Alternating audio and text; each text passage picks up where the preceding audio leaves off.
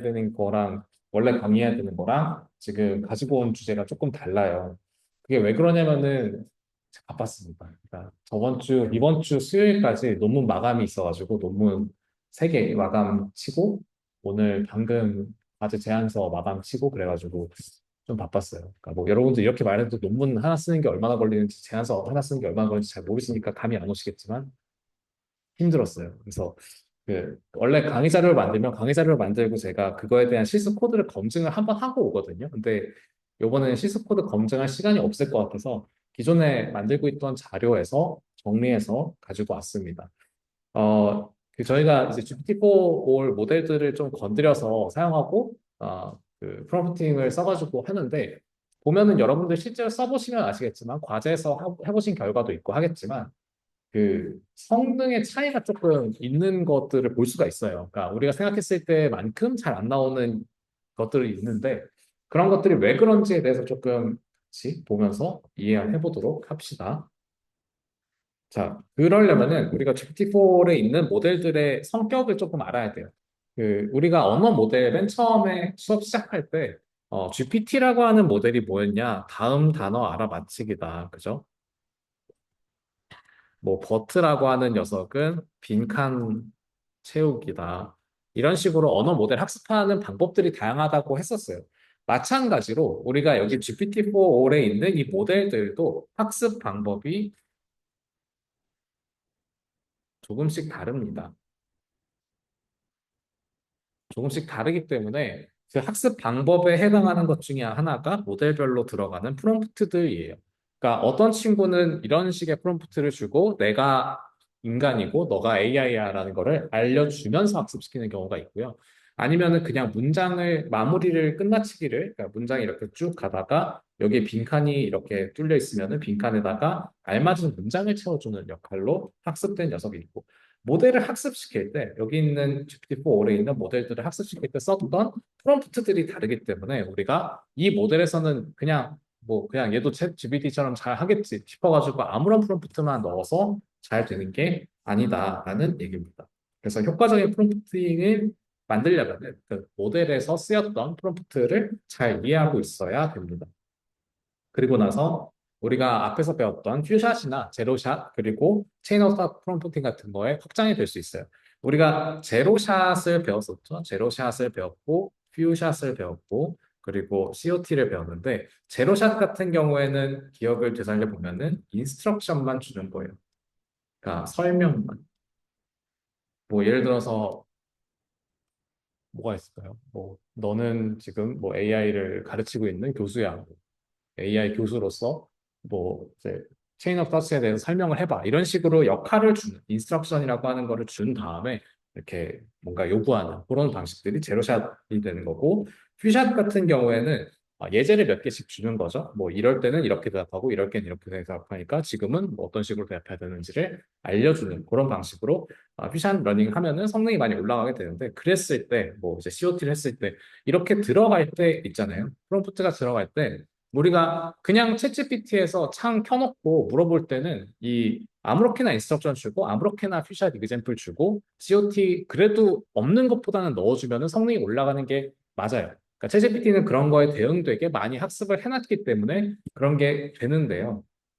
그러니까 사람들이 GUI로 좀 더 편하게 그냥 채팅하듯이 이용할 수 있도록 다양한 프롬프트에 대응될 수 있도록 만들어 놨는데 우리가 여기에서 만들어져 있는 업로드 되어 있는 모델들 같은 경우에는 정확히 이런 방식으로 인스트럭션을 줘야 된다. 프롬프트를 줄 때 인스트럭션을 어떤 프롬프트로 줘야 된다. 정확히 이렇게 줘야 된다라는 학습 될 때 만들어서 넣어줬던 녀석들이 있습니다. 그래서 그거를 정확하게 따라가지 않으면요, 인스트럭션을 이 모델이 갖고 있는 프롬프트에 정확하게 넣어주지 않으면은 성능이 제대로 나오지 않는 문제가 발생합니다. 여러분들이 잘 알고 있는 언어 모델이 챗GPT다 보니까 챗GPT처럼 그냥 넣어주면 다 되는 거 아니야라고 생각할 수 있지만 실제로는 그렇지 않다라는 얘기를 드리는 거고요. 그렇습니다. 그리고 나서 조금 중요한 것들이 모델 큐레이션 정략이랑 앙상블링 기법. 사실 얘기를 들어보면 아시겠지만 이게 좀 후반부에 나와야 되는 내용이에요. 모델들이 여러 개 있으면은 모델들 여러 개를 활용해서 우리가 좀 성능을 좋게 만들거나 특정한 주제에 대해서 잘 작동하는 챗봇을 만들거나 이런 게 가능해지거든요. 이 모델 큐레이션이라고 하는 건 여러분들 큐레이션이 뭔지 뭐 들어보신 적 있으시죠? 막 이렇게 뭐 미술관이나 이런 데서 하는 큐레이터가 하는 게 큐레이션이 되는데 어떤 예술 작품 같은 거 있으면은 어떤 것들을 전시한다, 어떤 것들은 그냥 수장고에 넣어놓는다 이런 거 결정하는 사람들이 큐레이터고 그런 선택하는 거를 큐레이션이라고 얘기를 하죠. 뭐 이제 아니면 블로그 포스트 같은 거 잡지에서 뭐 잡지에 써져 있는 여러 가지 아티클 중에 어떤 거를 앞쪽에다 배치하고 이런 거 역할도 합니다. 그래서 모델 큐레이션이라고 하는 거는 우리가 사용하고자 하는 목적이 여러 개가 있어요. 뭐 뭐가 있을까? 요약을 하는 것도 할 거고, 뭐 번역을 할 때도 있을 거고, 아니면은 뭐 창의적인 생각, 창의적 글쓰기를 할 수도 있고, 그죠?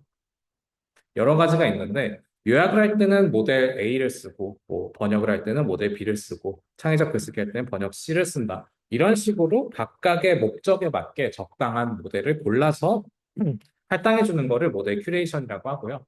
그 모델 큐레이션을 기반으로 우리가 앙상블링 기법이라고 하는 모델 하나를 쓰는 게 아니죠. 모델 여러 개를 어떤 식으로 묶어서 쓸 수 있는지가 결정되게 됩니다. 좋습니다. 이런 것들을 이용해서 나중에 실습 코드를 보게 되면은 우리가 응용 사례 쪽으로 넘어가서 저런 것들을 사용해서 어떤 식으로 모델을 조금 더 성능이 좋게, 그러니까 그 백지장도 맞대면 낫다 이런 얘기 말처럼 우리가 하나하나씩 모델을 봤을 때는 되게 성능이 별로거든요. 근데 이런 식으로 큐레이션이랑 앙상블링 기법을 사용해서 모델들이 전체적으로 좋은 성능을 나타낼 수 있도록 결과적으로 우리가 만들고자 하는 서비스에 대응될 때는 좀 성능이 좋게 나오도록 만드는 게 가능해집니다. 네. 그래서 그게 좀 전체적인 설명이었고요. 그 다음에 우리가 GPT-4 소개를 좀 먼저 뭐 드리면은 아시다시피 이런 장점이 있습니다. 예전에 배웠던 내용이니까 깊게 들어가진 않을게요. 근데 여기서 우리가 조금 중요하게 생각해야 되는 거는 개인 컴퓨터에 접근 가능하도록 만들었기 때문에 성능이 제한적이에요. 제한적입니다. 성능이 제한적이라고 하는 거는 우리가 학습을 할 때 다양한 프롬프트, 다양한 방식의 문제를 풀 수 있도록 학습하는 거를 제대로 해결하지 못하고요. 우리가 몇 가지 정해져 있는 예제대로만 학습이 가능하다는 것을 얘기합니다. 정해져 있는 방식대로만 작동을 하고요. 그러다 보니까 성능이 떨어져서 우리가 여러 가지 다양한 처리들을 해야 된다라고 얘기를 드렸습니다. 이 GPT-4에 올라와 있는 모델들이 여러 개가 있어요. 여러분들이 라마라고 하는 거 계속 보고 있고, 그리고 미스트랄이라고 하는 이름이 중간에 들어가는 거 가끔 보이고요. 그죠? 그리고 이제 파이라는 이름이 달려 있는 것들이 있는데, 각각 어떤 우리가 GPT 계열이 있고, 버트 계열이 있는 것처럼 얘네들도 어떤 계열들이 정해져 있습니다. 계열들이 정해져 있다는 건 학습 방법이나요. 뭐 토크나이저, 그러니까 어떤 식으로 텍스트를 쪼개는지 뭐 그런 여러 가지에 따라서 보통 이제 근데 이렇게 모델이 달라지는 경우는 대부분 학습 방법에 따라서 달라지긴 합니다. 토크나이저나 학습 방법 이런 것들 달라질 때 모델의 계열들이 달라지게 됩니다. 어떤 거는 뭐 이렇게 학습시키고 어떤 건 저렇게 학습시키는 계열들이 달라지게 되는데 이 학습 방법에 토크나이저 말고도 뭐 프롬프트도 포함이 되겠죠. 프롬프트를 어떻게 짜서 넣어주는지도 포함이 되고요. 여러 가지 학습 방법을 기준으로 차이가 나는 모델들이 있어요. 그래서 내가 라마 기반의 모델들, 라마 계열의 모델들을 사용하면은 대부분 비슷한 프롬프트를 가지고 넣어주면은 우리가 원하는 대답이 나오게 되고 MPT 계열은 MPT 계열들끼리 이제 팔콘 계열은 팔콘 계열들끼리 비슷한 입력 값을 넣어줘야지만 우리가 원하는 결과 값이 나옵니다. 우리가 여기 있는 거 전부 다 보지 않을 거고 전부 다 중요하진 않고요. 크게는 세 개, 이렇게 세 개만 알고 계시면 됩니다. 라마랑 미스트랄, 파이 계열만 알고 있으면 돼요. 우리가 자주 활용하고 좀 성격의 차이가 있는 녀석들이니까 다른 것들도 중요하게 뭐 써먹으려면 중요하게 써먹을 수도 있는데 우리가 자주 볼 것들은 저렇게 세 개다라고 생각하시면 됩니다. 그래서 라마 계열은 어떤 차이가 있냐? 메타라고 하는 페이스북 만든 회사, 인스타그램 만든 회사에서 관리하고 있는 모델이고 개발하고 있는 모델이고요. 라마의 가장 큰 장점은 텍스트가 되게 길게 들어갈 수 있어요. 긴 컨텍스트가 처리가 가능하고요. 그리고 체인 오브 파스나 멀티 스텝 리즈닝 같은 거에 적합하다라고 얘기하는 게 이것 때문에 그래요. 그러니까 긴 입력값을 받아들일 수 있다 보니까 그냥 단순하게 단답형 대답을 하는 게 아니라 체인 오브 파츠처럼 뭐 스텝 A, 스텝 1 어쩌고 저쩌고 뭐 스텝 2 어쩌고 저쩌고 이런 식으로 길게 설명하는 게 가능해졌기 때문에 체인 오브 파트 이런 것도 써먹을 수가 있게 되는 거고요. 구조화된 지시어도 잘 이해한다 뭐 이렇게 돼 있는데 뭐 이런 거는 사실 크게 중요하지는 않고 그냥 성능이 좋다는 뜻이에요. 고성능에 해당합니다. 우리가 갖고 있는 작은 모델들 중에서 우리가 사용하는 GPT-4 올 모델 중에서는 가장 고성능이에요. 가장 고성능이라서 뭐 정확하고 논리적인 응답을 한다, 코드 생성 어쩌고 뭐 구조화된 지시어도 잘 이해한다 이런 얘기들을 하는 거예요. 여기서 한 가지만 좀 기억하면은 긴 컨텍스트가 처리가 가능하기 때문에 이런 것들이 다 가능해진다라는 얘기입니다. 그리고 미스트랄 계열로 오면은 우리가 미스트랄이라고 써져 있는 것들이 있어요. 그러니까 뭐 누오스, 헤르메스, 뭐 미스트랄 어쩌고 저쩌고 이렇게 써져 있는 미스트랄 계열의 모델들이 있는데 이 미스트랄 계열의 모델들은 이제 압축된 프롬프트 처리를 한다라고 되어 있는데 이 압축된 프롬프트 처리도 프롬프트 처리인데 MOE라고 하는 믹스처 오브 익스퍼츠라고 하는 거에 적용되기 적절한 모델입니다. 이거로 적용하기 적절하다. 이게 왜 그러냐면은 라마 같은 경우에는 큰 모델 하나가 전부 다 처리하도록 만드는 게 목적이었어요. 그냥 챗GPT 같은 모델 만드는 게 목적이었기 때문에 입력을 되게 길게 받을 수 있도록 만들어 줬었어요. 근데 이 미스트랄 같은 경우에는 얘네들을 묶어가지고 아까 봤던 어떤 태스크는 A에다 쓰고 어떤 태스크는 B에다 쓰고 어떤 태스크는 C에다 쓰는 방식으로 나중에 앙상블링을 시켜주고 싶었던 녀석이거든요. 그러다 보니까 뭐 번역용으로 번역용으로 미스트랄 AI, 미스트랄 챗봇 한 번 만들고, 1번 A번 만들고, 뭐 요약용으로 B 만들고, 뭐, 뭐 있을까요? 수학 문제용으로 C 만들고, 이런 식으로 여러 개를 만든 다음에 얘네들을 잘 묶어다가 만드는 게 목적이니까, 이 각자가 긴 컨텍스트를 처리하고, 막 이런 식의 어떤 다양한 기능들을 갖고 있고, 이런 거보다는 각각의 모델들은 정확하게 그냥 빠르고 압축된 프롬프트로 처리하도록 만들어지고 나중에 얘네들을 묶어서 설명하는 게 이제 최종 목적이 되는 거죠. 그래서 여기 보시면은 얘네는 32K 토큰, 뭐 32,000 단어죠, 보통. 그렇게 들어가는데 얘는 이제 8K 정도의 프롬프트 처리 가능하다 이렇게 되어 있는 거 보면은 확실히 더 짧다, 더 작은 입력값을 받는다라는 거를 알 수 있습니다. 간결하고 정확한 응답을 하고요. 그래서 우리가 단순하게 그러니까 막 챗GPT처럼 장황하게 설명해 주는 거 필요 없고 단순하게 내가 물어보는 거에 대답만 필요하면은 이 미스트랄도 좋은 선택이 되는 겁니다. 그리고 아까 얘기 드렸던 것처럼 얘네들을 앙상블링 시켰을 때 믹스트랄이라고 하는 방식으로 앙상블링 시켜서 만들 수가 있는데 그랬을 때 이제 고정밀 응답 MOE를 적용시켜서 고정밀 응답을 할 수 있도록 만들어 줄 수도 있습니다. 마지막으로 파이 계열은 마이크로소프트에서 나온 녀석이고요. 마이크로소프트에서 나온 녀석이고 이 미스트랄이랑 라마보다 조금 명확한 특징을 갖고 있어요. 자, 한번 다시 설명드리면 라마는 GPT 같이 만들고 싶었던 거예요. 긴 입력값 받을 수 있도록. 얘는 믹스처 오브 익스퍼츠를 할 수 있도록 만들기 위해서 딱 들어오는 태스크만 잘 하도록 들어오는 태스크만 들어오는 프롬프트만 간결하게 대답하도록 만들었던 녀석이고 파이 같은 경우에는 소형화하는 게 목적이었어요. 그러니까 가지고 있는 모델들을 최대한 소형화시켜서 만들어 놓은 게 파이 계열의 모델들입니다. 여기 보시면 4K에서 16K까지 토큰 처리가 가능하다고 하는데 보통 4K짜리를 많이 쓰고요. 이제 작은 모델들을 만드는 게 목적이다 보니까 짧은 입력에 짧은 정확한 응답을 하는 게 목적인 소형 모델을 만드는 게 목적인 녀석이고 GPT 3.5라고 하는 거 나름 써먹을 만한 모델인데 그거를 아주 작은 모델로 만드는 게 목적이었던 녀석이에요. 그래서 소형 모델이라는 특징이 있습니다. 네. 파일 계열은 그게 다예요. 파일 계열이 그래서 예제나 이런 거 써먹을 때 좋은 거는 딱 물어보는 거에 대해서 간결하게 대답합니다. 다른 녀석들 보면은 뭐 장황하게 대답하거든요. 막 길게 대답하고 그런 경우들이 많은데 얘 같은 경우에는 딱 입력 넣어주면 입력 넣어준 거에 대한 출력이 딱 나오니까 그래서 좀 써먹기가 편합니다. 다양한 분야에서 써먹기가 편하고요. 그래서 우리가 각각의 모델들을 봤을 때 그냥 작고 빠른 모델이 필요하면 파일을 사용하고요. 좀 더 길게 설명하는 거는 라마랑 미스트랄이 있는데 라마가 일반적으로 더 긴 대답들을 할 수 있고 긴 입력값도 받을 수 있고요. 미스트랄은 그 중간쯤 된다라고 생각하시면 됩니다. 그래서 이제 라마가 제일 길고요. 라마가 제일 길고 미스트랄이 중간에 있고 파이가 제일 짧다. 그리고 얘는 또 MOE라고 하는 앙상블링 기법에 적합하다 이런 얘기들 드렸습니다. 그래서 이런 기준으로 우리가 모델들을 선택해서 사용하게 되고요.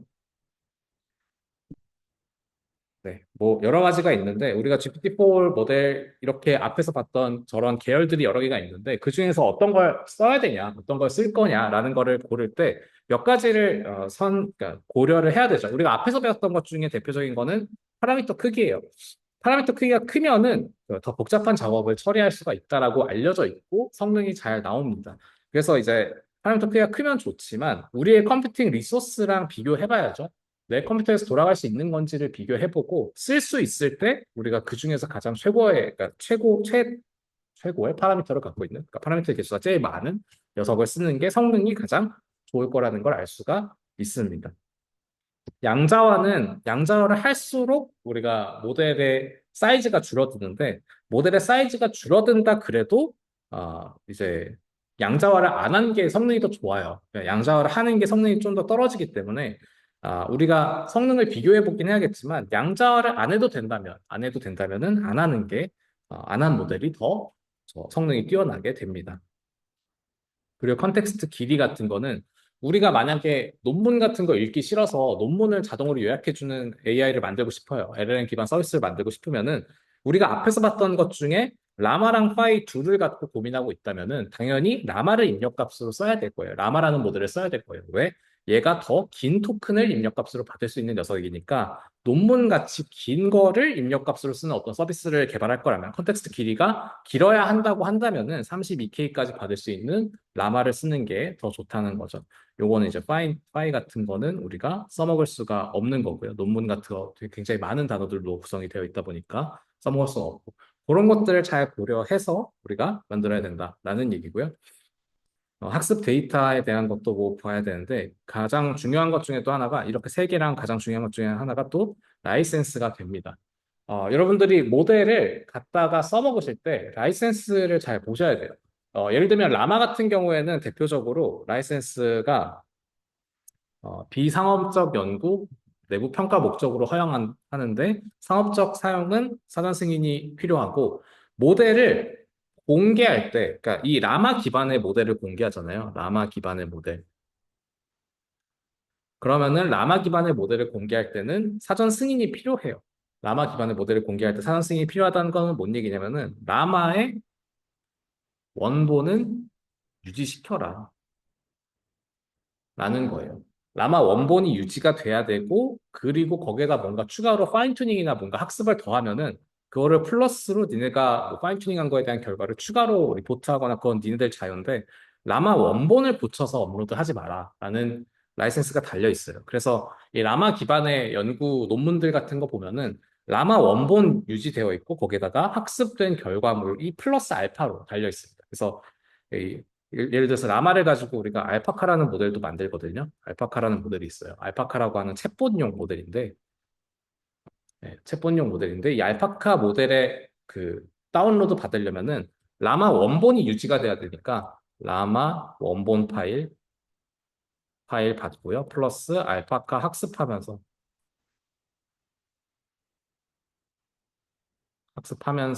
업데이트된 정보 이렇게 돼 있어요. 그래서 다운로드 받을 때 이거 두 개 다운로드 받은 다음에 얘랑 결합시켜가지고 알파카 모델을 복원할 수 있고 막 이런 식입니다. 그러니까 라이센스가 복잡해서 우리가 이런 식으로 그냥 막 아무렇게나 챗봇 열려 있다고 오픈 소스라고 그냥 가져다 쓸 수 있는 게 아니라 오픈 소스라고 하더라도 이런 라이센스를 잘 보고 쓰셔야 됩니다.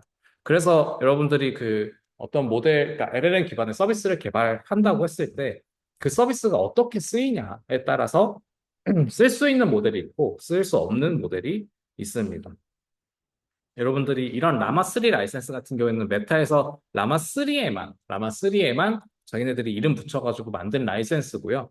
일반적으로 통용되는 라이센스들도 많이 있습니다. 아파치라고 하는 것도 있고, MIT 라이센스를 그 학계에서는 좀 많이 쓰는데 이런 라이센스들을 잘 보시면은 좋아요. 아파치 라이센스는 상업적 이용이 가능한 좀 되게 그 열려 있는 거고요. 권리를 보장하긴 하는데 상업적 사용이 가능하다. 그러니까 이거 내 거다, 내 건데 너네들 알아서 써라. 뭐 이런 식으로 주는 게 아파치고요. 수정 제풀포가 자유가 되고요. MIT 라이센스는 논문에서 많이 쓰는 거예요. 논문에서 많이 쓰고 이거는 상업적 사용, 수정, 재배포 전부 다 허용하는데 대신에 내가 만든 거라는 거 항상 고지해라라는 거예요. 그래서 이게 가장 많이 쓰는 것 중에 하나입니다. 어쨌든 그래서 우리가 라이센스 보면은 라마는 라마 라이센스를 쓰고 있고요. 요 미스트랄 계열의 모델 같은 경우는 아파치를 쓰고 있어요. 그래서 일반적으로 서비스 같은 거 개발하실 때 라마보다는 그 아파치 라이센스를 갖고 있는 미스트랄을 쓰는 경우들이 되게 많이 보일 겁니다. 찾아보시면.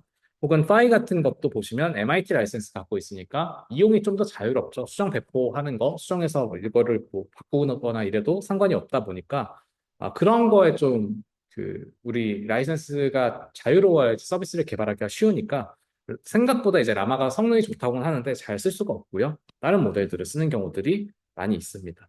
네, 그런 것들을 고려해서 우리가 그 GPT-4를 할 때, 그러니까 GPT-4를 사용해가지고 어떤 LLM 기반 서비스를 개발할 때 라이센스를 잘 고려해서 선택을 해야 된다. 여러분들 뭐 이제 지금 당장 회사에서 일을 하거나 하는 건 아니겠지만 거기에서 LLM 기반 서비스를 개발한다. 그러면은 가장 먼저 확인해야 되는 것 중에 하나가 라이센스가 됩니다. 네, 나머지는 전에 설명했던 그런 내용들이니까 뭐 그렇게 어렵지 않을 거고요. 그렇습니다. 그러고 나서 우리가 드디어 모델을 하나 딱 골랐으면은 걔를 갖고 어떤 서비스를 이용을 할 거잖아요. 뭐 논문 넣었는데 요약해주는 그런 AI를 만들겠다. 그럼 논문 넣었을 때 요약해줄 수 있도록 뭔가 처리를 해야 된단 말이에요. 논문 넣었을 때 요약해주려면은 프롬프트를 짜야 되겠죠. 프롬프트를 짜려고 딱 봤는데 프롬프트 엔지니어링에 대한 어떤 기본적인 원칙들이 몇 가지가 있습니다. 근데 뭐 명확성 구조와 컨텍스트 제공, 예시 제공 뭐 어쩌고저쩌고 되어 있는데 이거 보시면은 다 아는 얘기인데 몇 가지로 정리만 되어 있는 거예요. 이게 저기 오픈 AI에서 이런 거 명확한 프롬프트 쓰는 방법에 대해서 막 블로그 포스트 쓰고 막 이런 데서 가지고 온 건데 이거를 이런 식으로 구분해서 기억을 할 필요는 없지만 대략적으로는 알고 계시면 좋습니다. 우리가 인스트럭션을 줄 때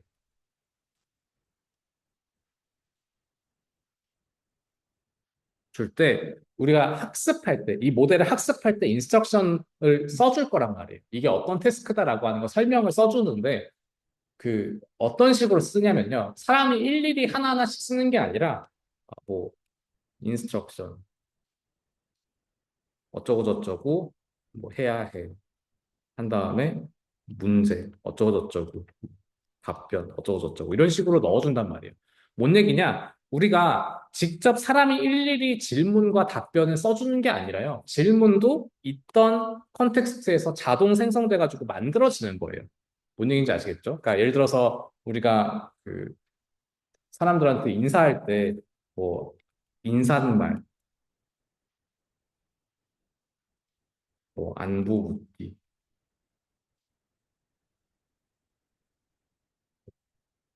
안녕히 가세요. 뭐 이런 말들에 들어갈 수 있는 것들이 되게 다양하잖아요. 인사말 뭐 안녕하세요, 안녕, 하이 뭐 이렇게 여러 가지가 있을 수 있고 안부 묻는 거 잘 지내냐, 밥 먹었냐, 뭐 이런 식의 다양한 단어들이 들어갈 수 있고 안녕히 가세요, 빠이빠이 할 때도 이제 뭐 그냥 빠이빠이라고 할 수도 있고 안녕히 가세요라고 할 수도 있고 다양한 말들이 들어갈 수 있단 말이에요. 거기에 들어갈 수 있는 말들을 잘 조합해가지고 만들어지는 만나고 헤어질 때 하는 말들의 조합이 되게 많잖아요. 마찬가지로 우리가 여기에다가 인스트럭션, 뭐 나는 AI를 가르치는 교수다. 이렇게 쓸 수도 있지만 나는 인공지능학과 교수다라고 쓸 수도 있고 뭐 다양하게 같은 목표, 그러니까 같은 역할을 설명하기 위해서 다양한 문장들이 들어갈 수 있어요. 그거를 갈아 끼고요. 질문도 인공지능이 뭐예요? 라고 이제 학생이 물어보는 것처럼 할 수도 있지만 인공지능이 뭔지 설명해 주세요. 뭐 이렇게 할 수도 있고 여러 가지 다양한 같은 목적이더라도 다양한 텍스트로 물어볼 수가 있고 답변도 뭐 인공지능은 어쩌고저쩌고 이렇게 설명할 때 뭐 사전처럼 설명을 하든지 아니면 그냥 구어체로 내가 대화를 하고 있는 것처럼 설명하든지 그게 다 달라질 수 있다 보니까 이 위치에다가 갈아 끼면서 이 프롬프트를 되게 많이 만들어서 넣어주게 돼요. 학습할 때. 그러다 보니까 이 프롬프트의 위치가 이런 거는 정해져 있고요. 구조는 정해져 있고 특정한 위치만 갈아 껴가지고 텍스트를 많이 만들게 됩니다.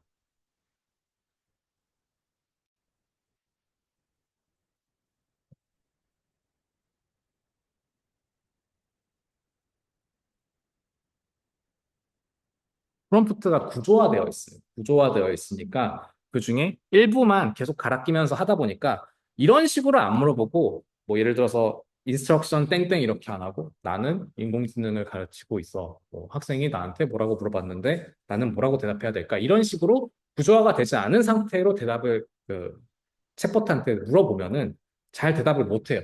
근데 이런 거를 잘할 수 있는 거는 그만큼 돈과 시간과 뭐 데이터를 많이 써가지고 학습을 이미 끝내는 거예요. 이런 식의 인스트럭션도 있고, 그러니까 평서문, 그러니까 대화하는 형식으로 물어보는 프롬프트도 있고, 이런 식으로 다 학습이 끝난 게 GPT인 거고. 근데 우리가 일반적으로 사용하고 있는 챗봇 같은 경우, LLM 모델 같은 경우에는 그런 식으로 학습이 안 되어 있고, 구조화되어 있는, 이런 식으로 구조화가 딱딱딱 되어 있는 형태에서 학습을 했기 때문에 그 구조에 맞게 입력을 넣어줘야 되는 거예요. 그래서 우리가 앞에까지 봤을 때 예제를 막 이제 뭐 아무리 GPT-4에서 모델 가지고 와가지고 막 이런 프롬프트 넣고 저런 프롬프트 넣고 해도 대답을 제대로 하지 못했던 것 중에 하나가 이런 구조화되어 있는 프롬프트에 제대로 맞춰서 넣어주지 못했기 때문입니다. 명확성은 그냥 너무 당연하죠. 그냥 명확한 지시해야 된다는 거고. 컨텍스트 제공. 이거는 인스트럭션을 명확하게 잘 줘야 된다는 얘기고, 예시 제공은 퓨전 러닝에서 예시 넣어주는 거. 제약 설정은 그 태스크를 명확하게 줘야 돼요. 그러니까 우리가 답변을 해줘 이러고 그냥 끝나는 게 아니라 답변을 뭐 개조식으로 써줘. 개조식은 뭐 이렇게 뭐1 어쩌고 땡땡 어쩌고 땡 어쩌고 땡 어쩌고 이런 식으로 블랙 포인트 써가지고 쓰는 거를 리스트로 쓰는 거를 우리가 개조식이라고 하는데 그런 식으로 개조식으로 써줘 아니면 줄글로 써줘 뭐 이런 식의 스타일 설정 같은 거를 해줘야 내가 원하는 대답을 얻을 수가 있고 역할 부여도 비슷하죠. 인스트럭션 중에 하나입니다. 여기에 제가 인스트럭션 넣어줄 때 나는 뭐 하는 사람이다라고 하는 거 알려줬던 것처럼 그러니까 이거를 굳이 다 외울 필요는 없어요. 이게 뭐가 있고 이런 거 외울 필요가 없고 각각이 무슨 역할 때문에 그러니까 어떤 제약사항 때문에 이런 것들을 신경 써야 되는지 그러니까 우리가 프롬프트 넣어줄 때 이런 거 구조적으로 만들어져 있는 프롬프트 제너레이션을 잔뜩 한 다음에 학습을 하기 때문에 이런 한계가 생기는구나. 이런 것들을 잘 알고 계시면은 챗봇을 사용할 때, LLM 기반 서비스 개발할 때 그게 어렵지 않게 접근하실 수가 있습니다. 그래서 우리가 봤던 세 가지 주요 모델, 세 가지 주요 모델에서 프롬프트 템플릿이 어떻게 생겼는지를 한번 봅시다. 그러니까 근데 라마 모델 같은 경우는 여기서 이런 식으로 준다라고 얘기를 하는데 생각보다 얘는 자유도가 좀 있어요. 자유도가 있는데 자유도가 있다는 게 무슨 말이냐면은 이런 식으로 주는 프롬프트도 쓰고요. 예를 들어서 이게 프롬프트 템플릿 1번이다. 그럼 프롬프트 템플릿 2번도 있고 프롬프트 템플릿 3번도 있고 여러 개의 프롬프트를 갖고 학습을 했어요, 얘는. 그러니까 라마는 좀 큰 모델을 위해서 만들어진 녀석이다 보니까 프롬프트를 다양한 거 가지고 학습해가지고 자유도가 있습니다. 뭔 얘기냐? 내가 그냥 평서문처럼 물어봐도 혹은 큐 하고 질문 던지고 답변이 뭔지 기다리고 이런 식으로 구조화된 형태의 질문을 던져도 혹은 뭐 요약해줘라는 식의 부탁을 해도 그러니까 질문을 하든 부탁을 하든 뭐 그냥 명령을 하든 다 대응돼서 잘 대답할 수 있는 거예요.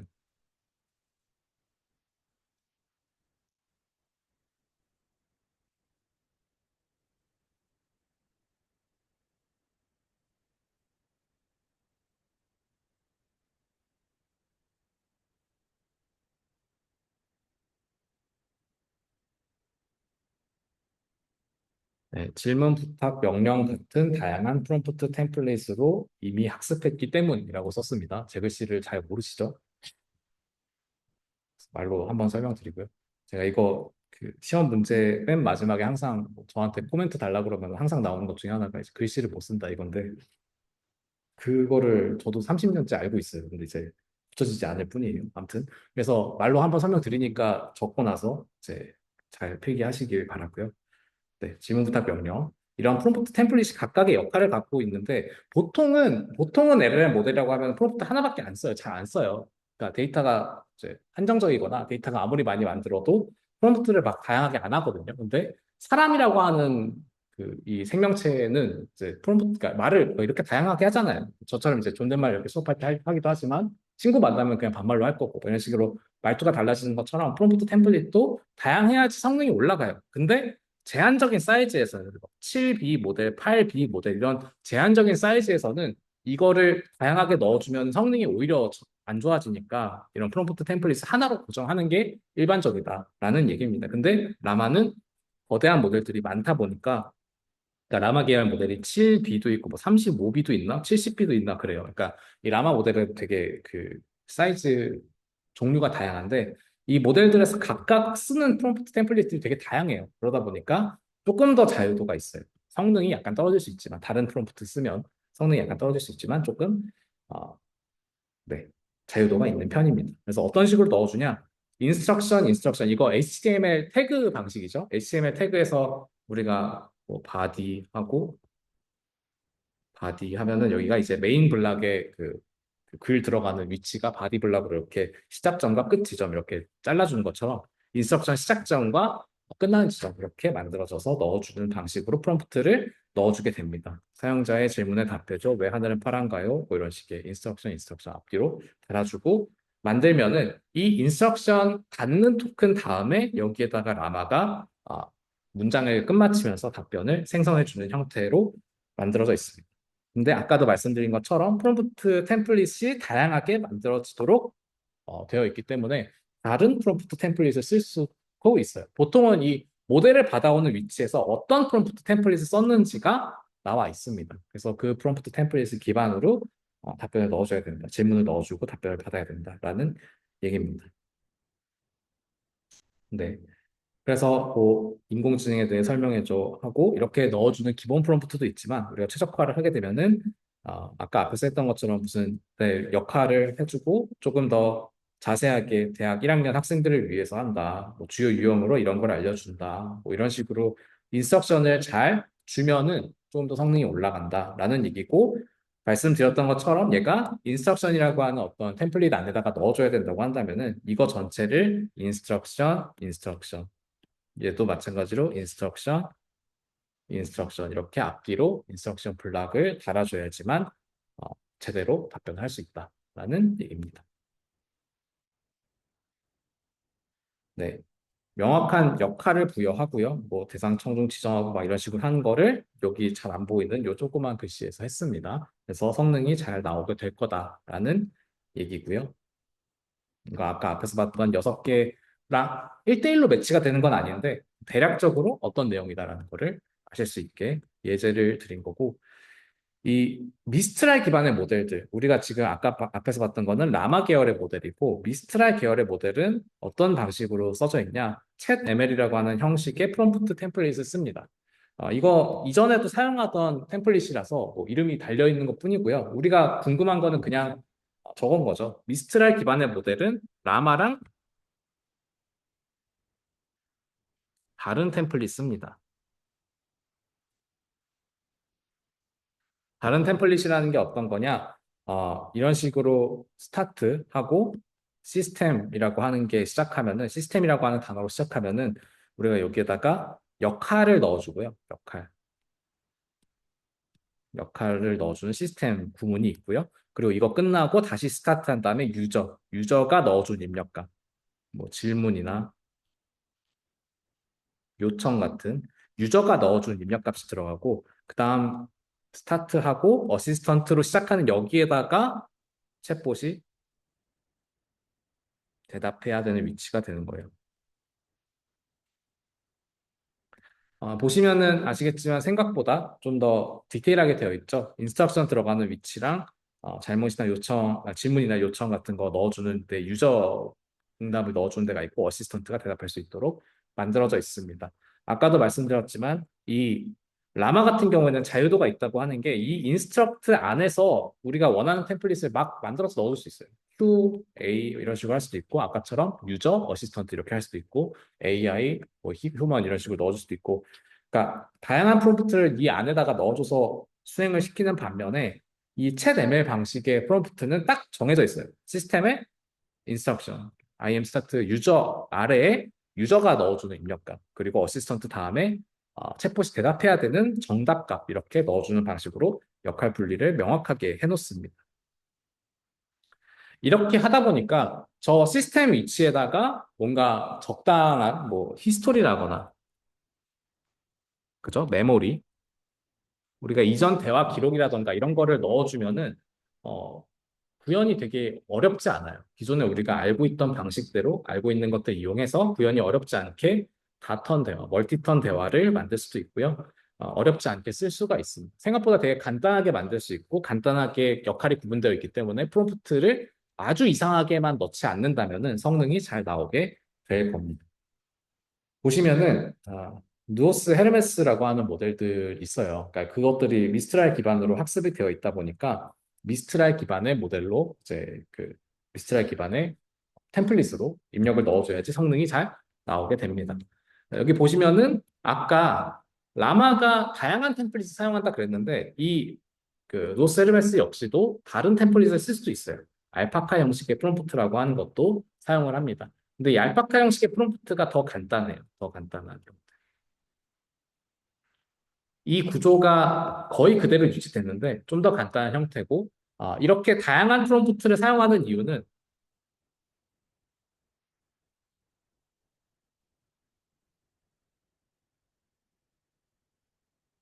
정해진 대로만 입력이 딱 들어와야지 성능이 나오는 게 아니라 사람들이 되게 다양한 입력 값을 넣어주기 때문에 그래요. 프롬프트가 다양하기 때문에 그래요. 사람들의 프롬프트가 다양하니까 그 다양한 프롬프트에 대응될 수 있도록 다양한 형식의 프롬프트에 이미 학습을 시켜 놓는 거예요. 챗 ML 방식으로 챗 ML 방식으로 들어오면 시스템에는 맥락이 들어오고요. 어떤 문맥 상황. 그러니까 나는 뭐 AI 교수다. 뭐 질문이 들어왔다. 어떤 대답을 해야 되나. 막 이런 식의 맥락이 문맥이 정해져야 되는 게 있고 질문과 답변이 있잖아요. 이런 식으로 맥락이 항상 필요한 경우도 있고요. 맥락이 필요 없는 경우도 있겠죠. 알파카 형식이 질문과 답변만 가지고 대답하도록 만들어져 있습니다. 이 맥락이 없어요. 아예 맥락 없는 상태에서 질문에 대한 대답만 할 수 있도록 만들어진 게 알파카 형식의 프롬프트입니다.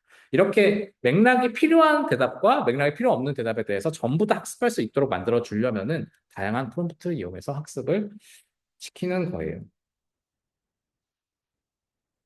이거 라마 중복이고요. 슬라이드 중복됐으니까 넘어가고요. 그 다음 파이.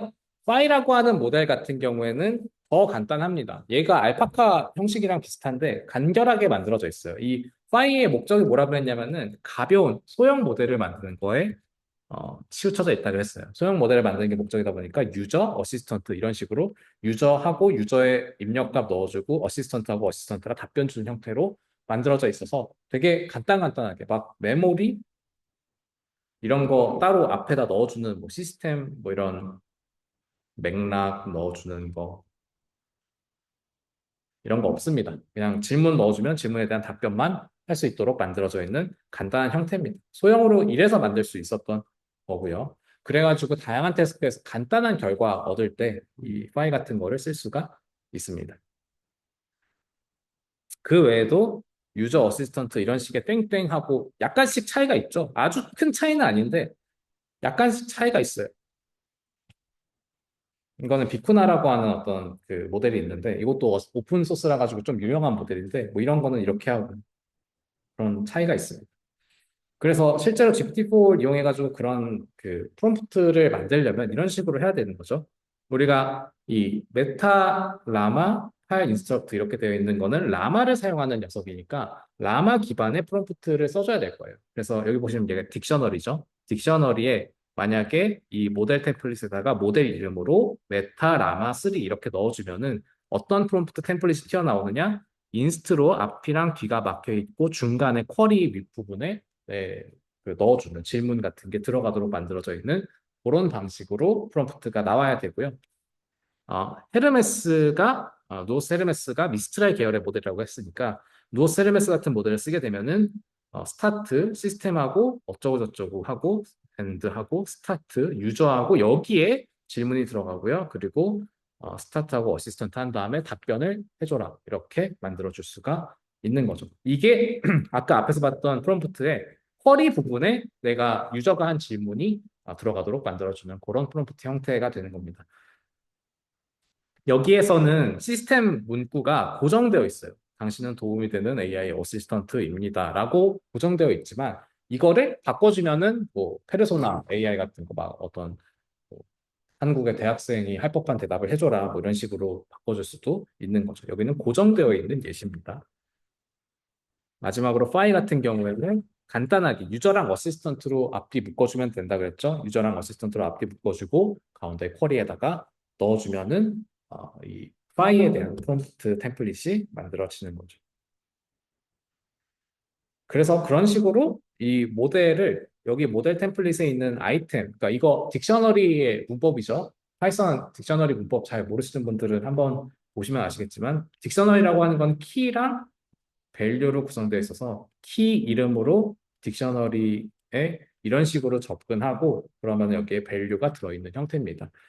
이 키에서 딕셔너리에서 우리가 아이템스 하면은 여기 있는 값들이 튀어나와요. 모델 이름 키랑 템플릿 밸류가 되는 거죠. 키랑 밸류가 하나씩 묶여서 튀어나오게 되는데 처음에는 그러니까 얘가 이제 모델 네임, 얘가 템플릿에 각각 들어가 있는 형태로 나오고 그 다음에는 얘가 모델, 얘가 저기 템플릿 이렇게 순서대로 묶여서 나오게 되는 방식이에요. 그래서 여기서 하는 거는 모델 네임으로 GPT-4 모델 만들고 템플릿에다가 여기서 뽑아낸 템플릿, 그 모델에 대한 템플릿에다가 쿼리, 내가 질문하고 싶은 거, 인공지능 윤리적 문제 세 가지를 설명해 주세요라고 하는 질문에 대해서 프롬프트를 템플릿에 맞게 다 반영을 해서 그 다음에 모델 제너레이트 해가지고 이거 랭체인 안 쓰고 그냥 GPT-4올만 쓰고 있는 건데 GPT-4올에서 모델 제너레이트 해서 리스폰스를 받을 수 있도록 만드는 그래서 리스폰스가 어떻게 나오는지를 비교하는 그런 코드입니다. 그래서 각각의 템플릿에 맞게 제너레이션 했을 때랑 각각의 템플릿에 안 맞게 그러니까 다른 템플릿에 맞추는 거죠. 예를 들면은 미스트랄 모델을 파이에 템플릿에다 맞춘다거나 혹은 미스트랄 모델을 라마 3에 템플릿에다 맞춘다거나 이런 식으로 뒤섞어 버리면은 섞으면은 성능이 조금 떨어지겠죠. 원래보다는. 그러니까 원래랑 성능을 비교해 보면은 어느 정도 잘 나온다 안 나온다 이런 거 비교해 볼 수 있는 그런 코드입니다. 네. 우리가 프롬프팅 기법들에 대해서 여러 가지 좀 배웠었어요. 그러니까 역할 부여하는 거 배웠었고 뭐 이런 어떤 분야의 AI 교수다 뭐 이제 도움이 되는 AI 어시스턴트다 뭐 이런 것들 얘기했으니까 그런 것들 대응되게 우리가 어떤 그 질문들 그러니까 프롬프트에다가 잘 정보를 반영해서 넣어줘야 된다라고 하는 거 앞에서 얘기도 했던 내용이고요.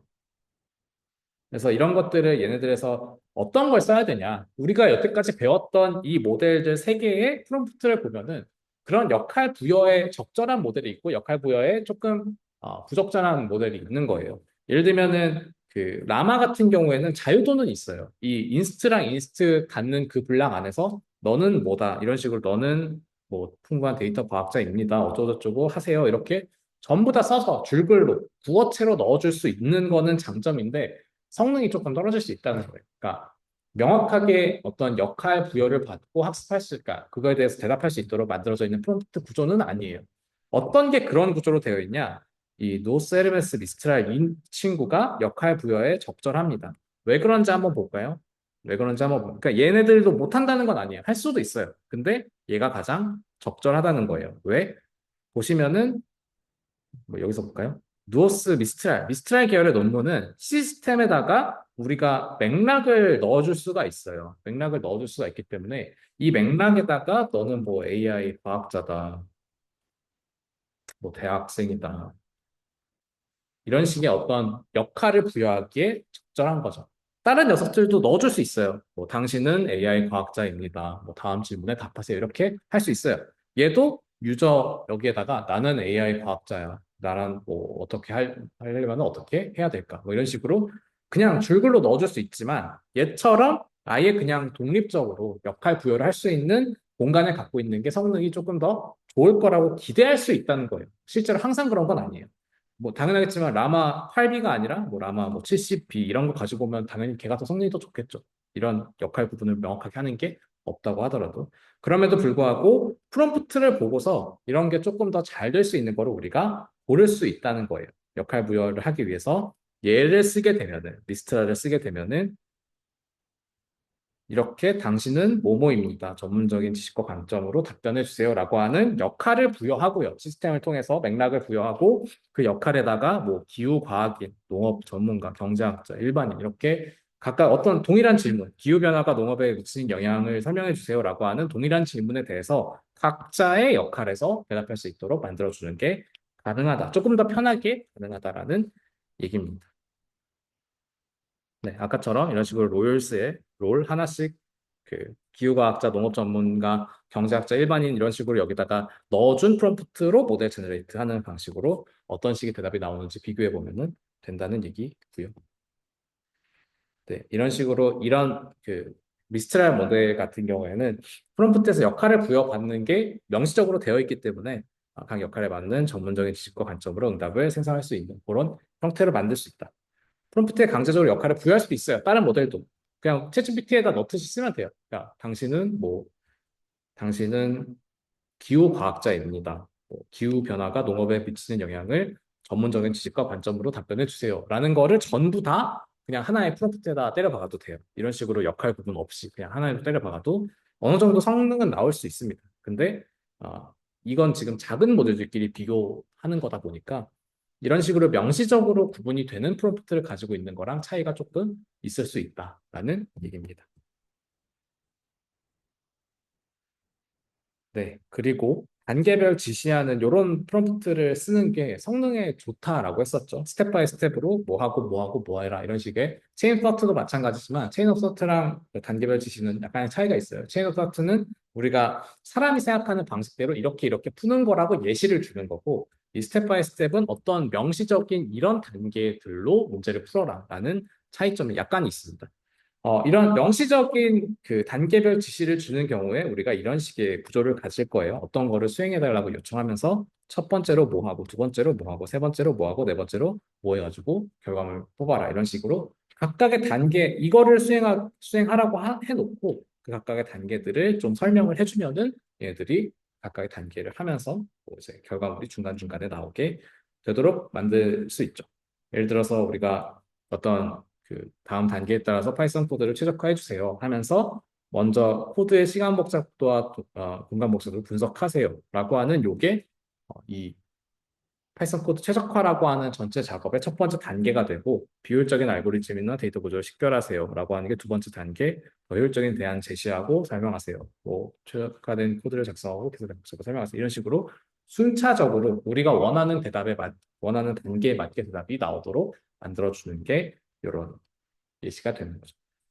이런 것들이 이미 잘 만들어져서 학습이 되어 있는 게 그 여러분들이 사용하고 있는 챗봇들, LLM들입니다. 그래서 뭐 챗GPT 같은 거 하면은 맨날 앞에 이모지 달고 막 목차 나눠가지고 답변해주고 그러잖아요. 그런 게 이제 일반적으로 얘네들이 이런 식으로 학습을 했기 때문에 그래요. 단계적으로 대답할 수 있도록 학습을 했기 때문에 그렇게 만들어져 있습니다. 네. 얘 같은 경우에는 우리가 뭐 이런 식으로 네. 여기 보시면은 이런 식으로 일반 프롬프트를 할 때는 다음 파이썬 함수를 최적화해 주세요 하고 함수를 이렇게 넣어주는 방식이겠지만 우리가 단계별 지시하는 프롬프트를 넣어주는 경우에는 마찬가지로 시스템 안에다가 이런 식으로 아까 앞에 설명드렸던 단계별 지시하는 프롬프트를 넣어주고 유저 부분에서 함수를 넣어주게 되면은 답변이 제대로 나오는지 이렇게 볼 수가 있겠죠. 그렇습니다. 그렇게 일반적인 이런 단계별 지시가 없는 그냥 파이썬 코드 최적화해달라고 한 거랑 이런 식의 단계별 지시가 있는 프롬프트 비교해 보면은 성능의 차이가 나오게 될 겁니다. 네. 우리가 여기 보면은 지금 예제에서 미스트랄 모델을 많이 사용하고 있어요. 미스트랄 모델 같은 경우에 아까 앞에서 잠깐 얘기하고 넘어갔지만 챗 ML이라고 하는 방식, 여기까지 봤던 방식이 챗 ML 방식이죠. 시스템 넣고 유저 넣고 그다음 이제 어시스턴트 넣는 이런 방식이 챗 ML 방식의 입력 프롬프트인데 이 챗 ML 방식 말고 알파카라고 하는 방식의 프롬프트에도 대응이 된다라고 말씀을 드렸습니다. 알파카 방식은 이런 식이에요. 우리가 인스트럭션, 리스폰스 이렇게 그냥 질문에 대한 답변만 나오도록 만들어져 있는 친구입니다. 이거를 여러 번 사용해서 단계별 리즈닝이나 분석하는 걸 쓸 수가 있는데 이 미스트랄 기반의 모델들이 이 간단하게 만들어져 있어서 단계적 분석에 강하다고 하는 특징이 있어요. 근데 이런 것들은 우리가 그냥 미스트랄 모델을 보자마자 알 수 있는 건 아니에요.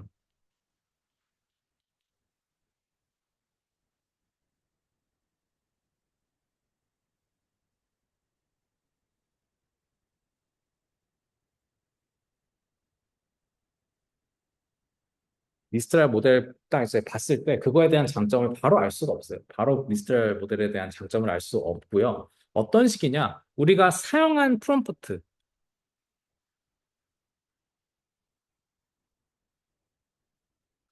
사용한 프롬프트를 먼저 봐야 돼요. 우리가 보면은 챗 ML 방식으로 학습된 것도 있고 알파카 방식으로 학습도 된다 그랬잖아요.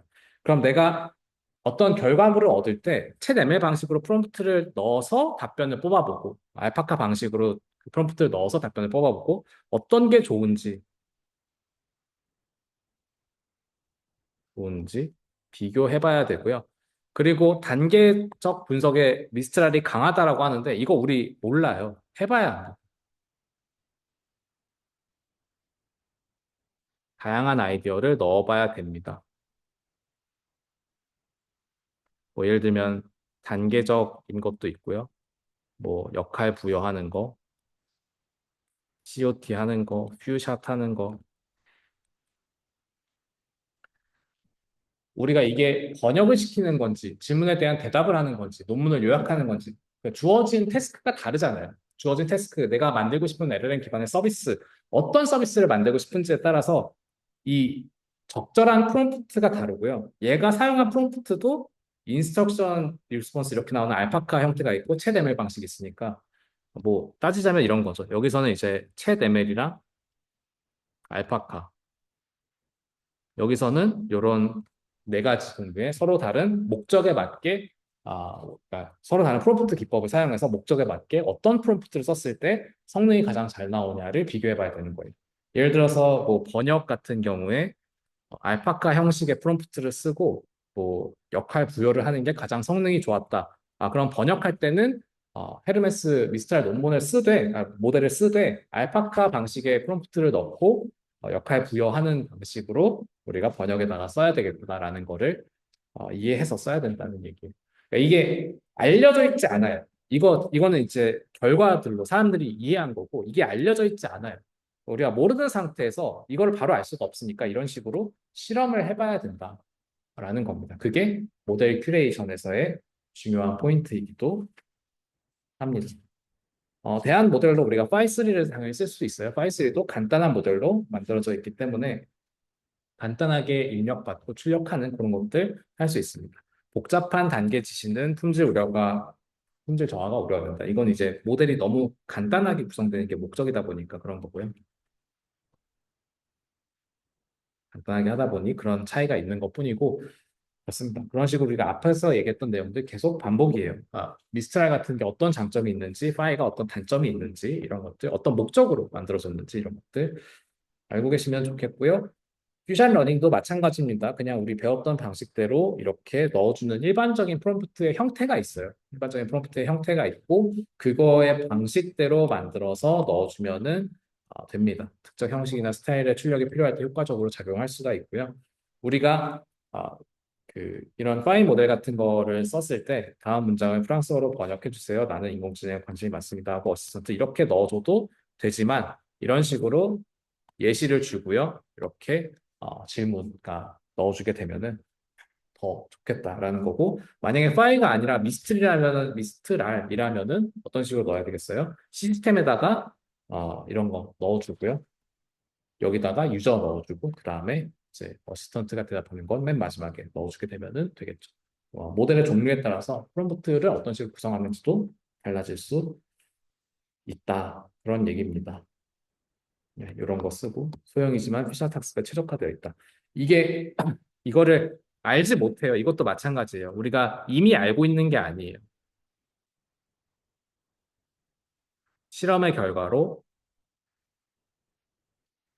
파이는 그 퓨샷이 잘 먹는구나. 이거를 알 수가 있게 되는 겁니다. 실험을 해봐야 알게 되는 거고, 그래서 우리가 그런 모델을, 이것도 마찬가지예요. 그런 것들 실험을 해봐야 알게 되고, 그래서 그 다음에야 적절한 모델을 골라서 써먹을 수가 있다. 네, 그렇습니다. 이런 퓨샷 같은 경우에, 그러니까 그럼에도 불구하고 우리가 각자 다른 모델에서 제로샷, 퓨샷 이런 걸 써보지만, 퓨샷이라고 하면 일반적으로 기대되는 게 있어요. 퓨샷에다가 내가 예제를 넣어주게 되잖아요. 예제를 이런 식으로 넣어주게 될 때, 제가 막 문학적인 표현을 써요. 예를 들어서 안녕하세요 할 때 되게 문학적인 표현 쓰고 감사합니다 할 때 문학적인 표현 쓰고 오늘 날씨가 좋습니다 할 때 문학적인 표현을 쓰는 방식으로 넣어주게 되면은 여기에서 우리가 예제를 그런 식으로 문학적인 표현을 넣어주면은 답변 역시도 그런 스타일이 유지가 됩니다. 같은 표현으로 유지가 되기 때문에 그런 것들을 잘 반영해서 이제 학습을 유도하는 게 필요하다라고 얘기합니다. 그렇습니다. 예, 이거는 그냥 뭐 어떤 거에 쓰는 게 좋은지 각각의 모델들을 그런 것들 그냥 대략적으로 놔두면 저렇다라는 거고 그 다음에 COT부터 쭉 있는데 여기는 잠깐 쉬었다가 10분 쉬었다가 진행하도록 하겠습니다.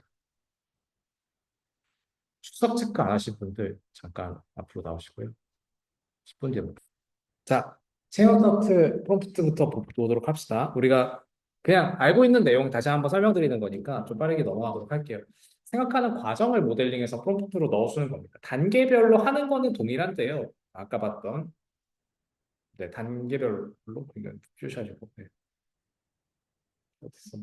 되게 많이 지났네요. 그죠? 네, 단계별로 이렇게 넣어줬던 프롬프트랑 동일한데요. 다만 이 단계별이라고 하는 게 사람의 생각에 대응되게 넣어주는 그런 방식, 생각하는 과정으로 넣어주는 거에 차이점이 있습니다. 큰 차이는 아니에요. 비슷비슷합니다. 그래서 복잡한 문제를 작은 단계로 분해해서 접근하도록 만들어주고 중간에 추론 과정들을 넣어주게 되면 좀 더 성능이 올라간다. 그런 얘기고요. 그래서 우리가 COT 유형이 제로샷에서 퓨샷에서 이런 식의 셀프 컨시스턴시로 가는 세 가지로 좀 구분해서 볼 수가 있어요. 뭐 같은 COT라고 하더라도 뭐 그냥 제로샷이라고 하는 거는 단계별로 생각해 봅시다. 뭐 순서대로 생각해 봅시다. 이런 식으로 Let's think 뭐 스텝 바이 스텝. 그러니까 어떤 식으로 단계별로 생각해라 이걸 안 해도 그냥 단순하게 이렇게만 넣어줘도 성능이 올라갑니다. 생각보다. 그게 이제 제로샷 COT가 되는 거고요.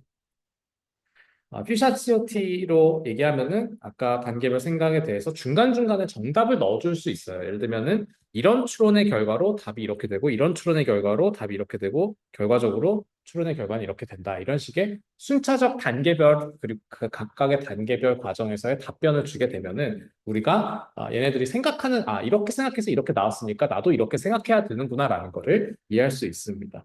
단계별 추론 예시를 제공하고 세 문제를 제시하게 되면은 단계별 추론 과정 역시도 똑같이 따라할 수가 있는 그런 방식이 되고요.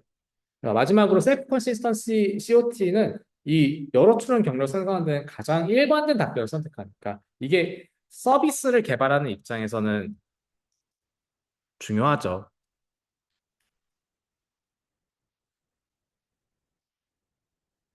일관된 답변을 하도록 만드는 게 서비스를 개발할 때 굉장히 중요합니다.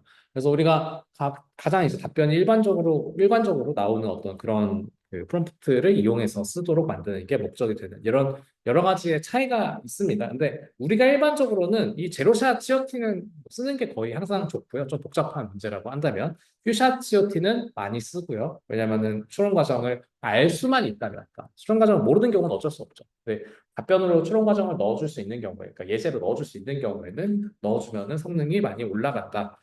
그리고 셀프 컨시스턴시는 다양한 추론 경로를 생성하고 그중에 가장 많이 나온 답변을 채택하는 좀 더 어드밴스된 방식이다라는 얘기에 드립니다.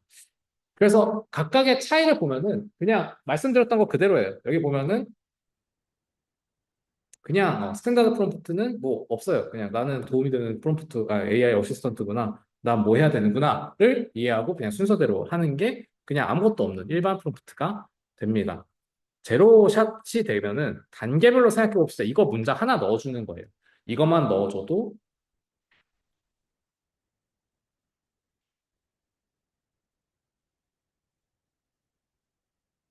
성능이 올라가고요. 여기서 얘기하는 제로샷은 그냥 프롬프트상 예제를 제로샷으로 준다는 게 아니에요.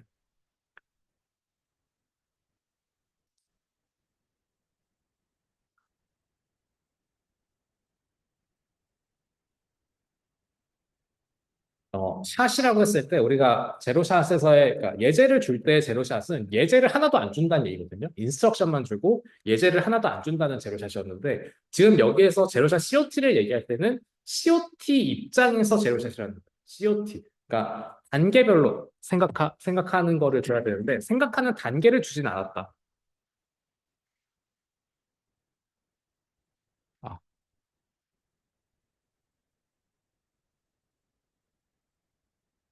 단계는 0, 단계가 없다. 그래서 제로샷이라는 겁니다.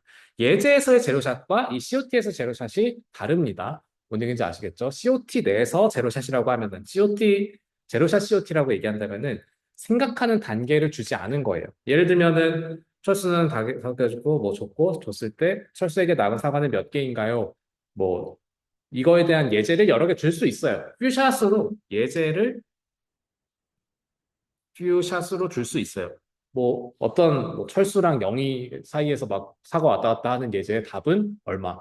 뭐 저랑 동규 사이에서 왔다 갔다 하는 예제는 답이 얼마? 뭐 이런 식으로 사람 이름 바꿔가면서 예제를 여러 개를 줄 수 있죠.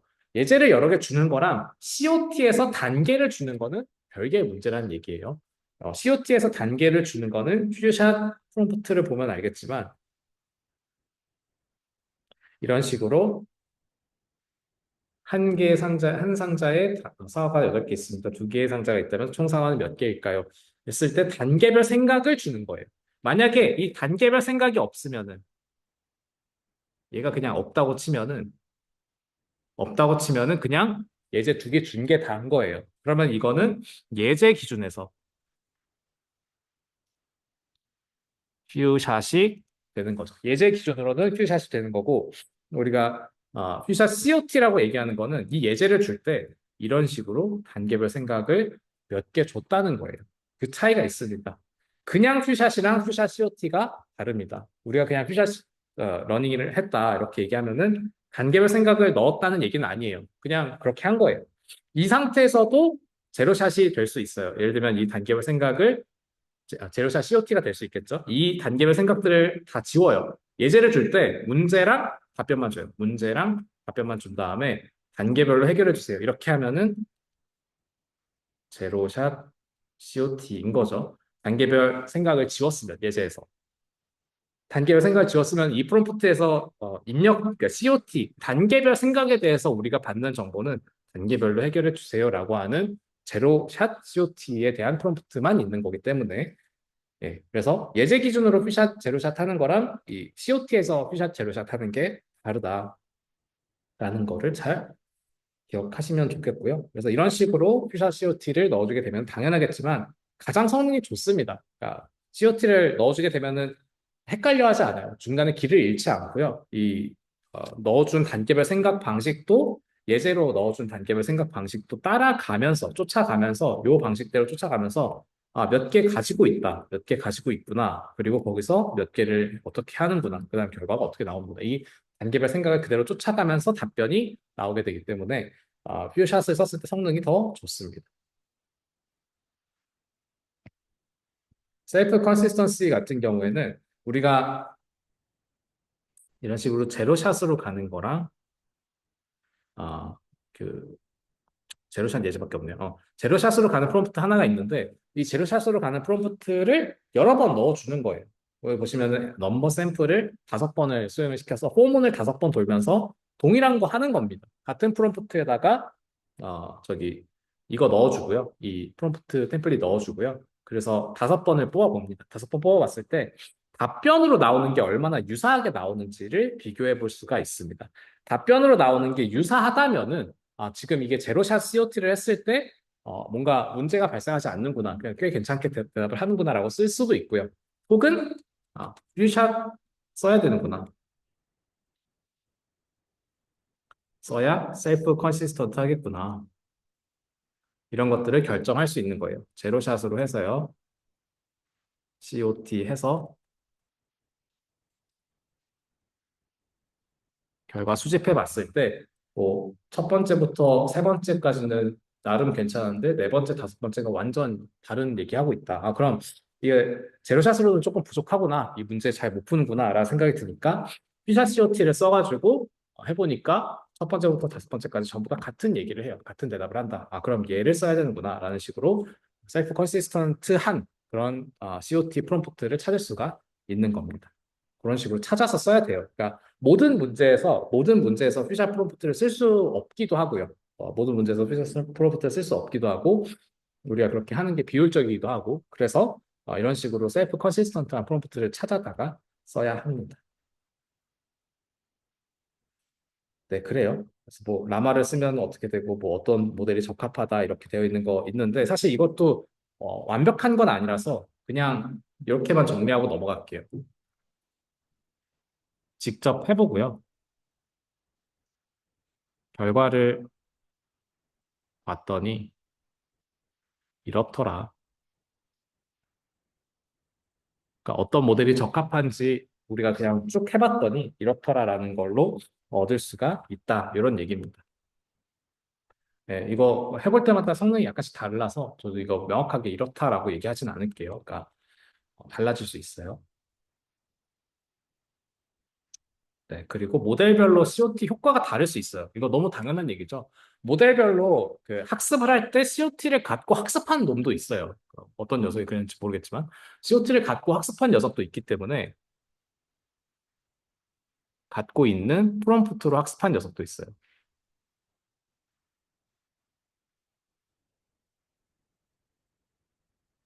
COT를 갖고 있는 프롬프트로 학습을 했다면, 네, 학습을 했다면 당연히 COT의 저게 뭐예요? 프롬프트를 넣어줬을 때 그걸 잘 이해하고 그거에 쫓아서 이제 대답을 할 수 있겠죠. 그래서 각각의 모델에서 COT에 따른 성능 향상이 다릅니다. 다르다. 그래서 우리가 직접 비교해보고 이 모델에서는 COT를 쓰는 게 좋다, 아니다 이런 것들을 결정할 수 있는 거예요. COT를 쓰는 게 항상 좋긴 해요. 그러니까 일반적으로 항상 좋은데 COT를 좀 최소한으로 쓰고 싶은 이유는 뭐냐면은 COT를 하려면 예제를 만들어줘야 된단 말이에요.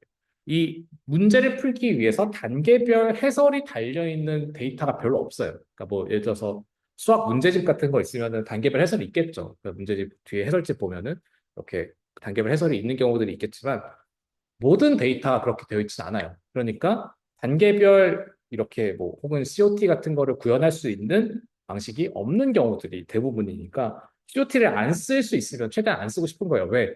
COT를 써야 되는 상황이면은 데이터에 그게 있지 않는 이상 사람이 직접 써줘야 됩니다.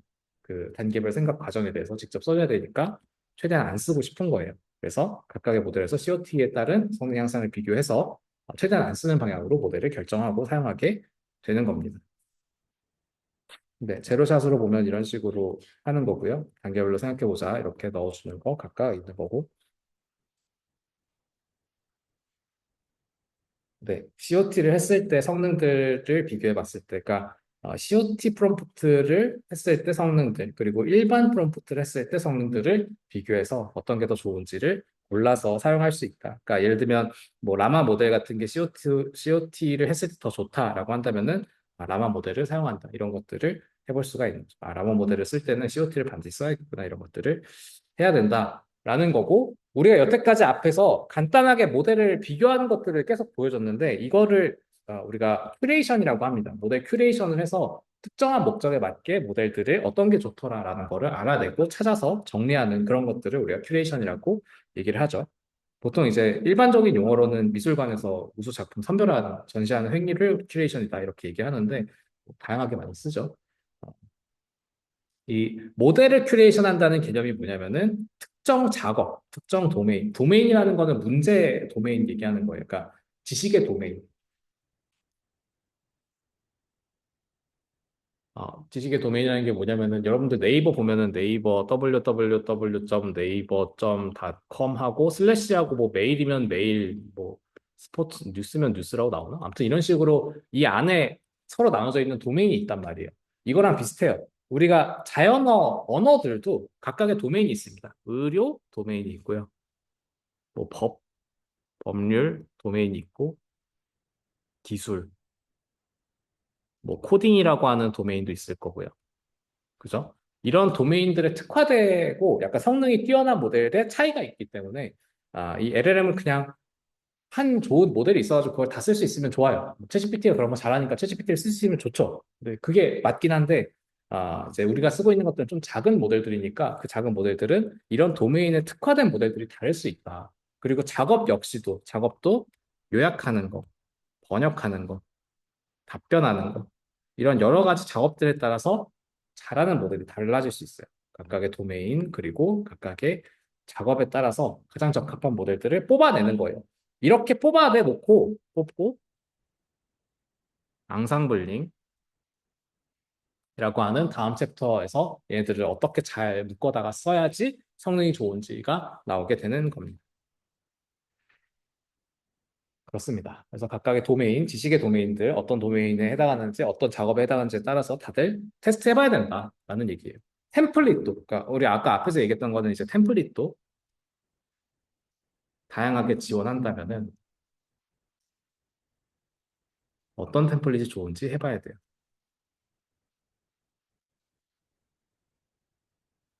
프롬프팅 기법도 제로샷, 퓨샷, 뭐 COT 어떤 게 더 좋은지 다 해봐야 아는 거예요. 아시겠죠? 그러니까 이제 그 지구가 뜨거워지는 거죠. GPU 잔뜩 쓰니까. 네, 그래서 이 모델 큐레이션의 중요성이 이렇게 다양한 모델들이, 그러니까 모델들이 각자 학습된 방식이 있기 때문에 모든 작업에 다 좋지는 않아요. 그러니까 챗GPT처럼 진짜 데이터를 잔뜩 넣어놓고 모델이 엄청 크면 모르겠지만 우리가 지금 보고 있는 모델들은 적당한 사이즈에 엄청 크진 않거든요. 적당한 사이즈라고 하기도 애매한 게 그 일반 여러분들 GPU에서 쓰려면 5090 있어야지 돌아가요. 데이터 하나 돌리는데 5090 필요한 그런 엄청 거대한 모델인데 뭐 5090 몇백만 하잖아요. 300만, 400만 하잖아요. 그런 거 하나 있어야지 그 문장 하나 돌릴 수 있어요. 근데 학습을 못하고 문장 하나 돌릴 수만 있어요. 근데 어쨌든 그런 상황인데 당연하겠지만 그 모델이 작다고 얘기했잖아요. 그 작은 모델을 우리가 모든 태스크에서 다 잘한다고 생각하는 건 좀 어려워요. 왜냐면은 모델 A는 이런 데이터셋 가지고 학습을 했고요. 모델 B는 이런 데이터셋 가지고 학습했고, 모델 C는 저런 데이터셋 가지고 학습을 했다 보니까 각자 잘하는 작업이 달라집니다. 그리고 사용한 데이터셋의 종류에 따라서 도메인, 어떤 문제 도메인의 정보를 좀 더 많이 갖고 있는지에 따라서 성능이 달라지다 보니까 대화는 뭐 A라고 하는 모델, 요약은 B라고 하는 모델, C는 이제 번역 모델 이런 것들을 역할을 구분지어서 하도록 만들어 줄 수가 있습니다. 네.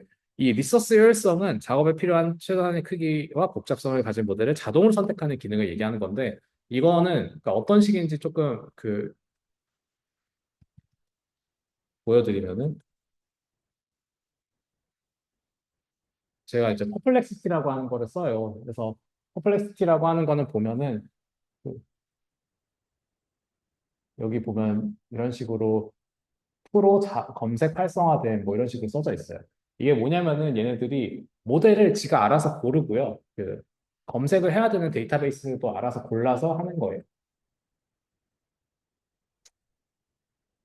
뭐 아무튼 이런 식으로 하는 게 있는데 잠깐만요. 이거 끝나고 나서 또 보여줄 거 있는데 뭐 사라는 게 아니라 그냥 얘네들이 이런 거를 잘 해놨습니다. 이런 여러 가지 모듈들 큐레이션을 되게 잘하는 것 중에 하나라서 제가 가지고 온 거예요. 아니, 여기 보시면은 지금은 GPT-4 4.1이라고 하는 버전의 API 이용해서 얘네들이 만들어 놓은 거예요. 이거를 가지고 답변 제너레이션 한 게 옆에 나왔던 거고요. 이 엔트로픽이라고 하는 또 유명한 그 챗봇 회사에서 나온 소네트라고 하는 모델을 쓸 수도 있고요. 제미나이를 쓰고 싶다면 쓸 수도 있고 이제 그 일론 머스크 회사에서 나온 그록이라고 하는 걸 쓰고 싶으면 쓸 수도 있고 그리고 맨 위로 올라오면은 퍼플렉시티의 빠른 모델이라고 하는 소나라는 녀석이 있는데 얘가 막 퍼플렉시티라고 하는 회사가 직접 만드는 게 아니라 여기 있는 녀석들 중에서 베스트 답변들을 뽑아다가 그러니까 질문이 들어왔을 때 그것 중에 이거는 얘한테 답변하면 잘하던데 얘한테 물어보면 잘하던데라는 거를 잘 만들어서 자동으로 얼로케이션 시켜주는 그 친구입니다. 네. 그래서 보시면은 그렇고요. 여기 보면은 그것도 있어요. 쿼리. 아, 최고라고 되어 있는데 얘네들 이거 최고가 아니라 어드밴스드인가 뭐 그럴 거예요. 그러니까 한국어 번역이 좀 이상해가지고 어 그런데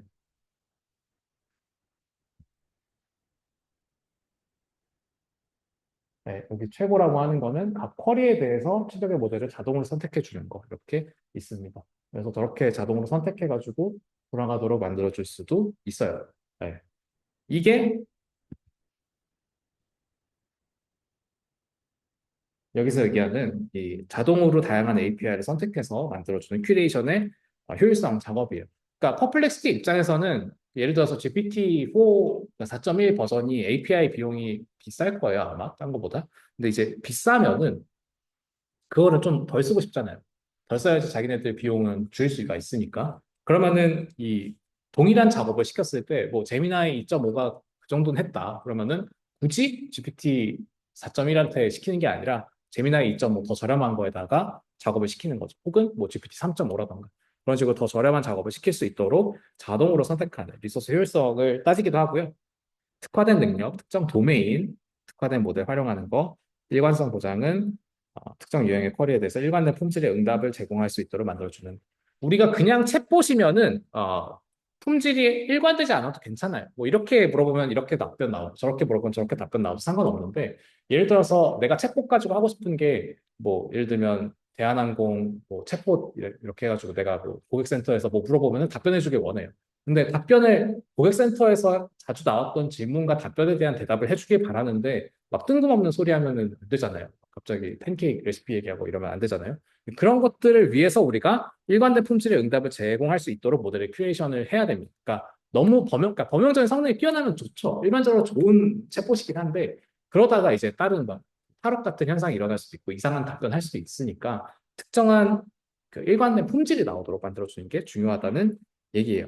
그래서 모델 큐레이션이 단순하게 그냥 큰 모델이 좋다, 다양한 답변할 수 있는 모델이 좋다 이게 아니라 최신 모델을 선택하는 게 아니라 요건과 요구사항과 제약 조건에 맞게 이거를 고르는 거를 우리가 모델 큐레이션이라고 합니다. 일반적으로 퍼플렉시티 같은 회사에서는 비용이 저렴한 API 콜을 하는 게 목적이 될 거고 우리가 만약에 서비스를 개발한다고 한다면 특정한 도메인에 맞는 대답을 잘 내보내는 모델을 찾는 게 목적이 될 거고 그렇습니다.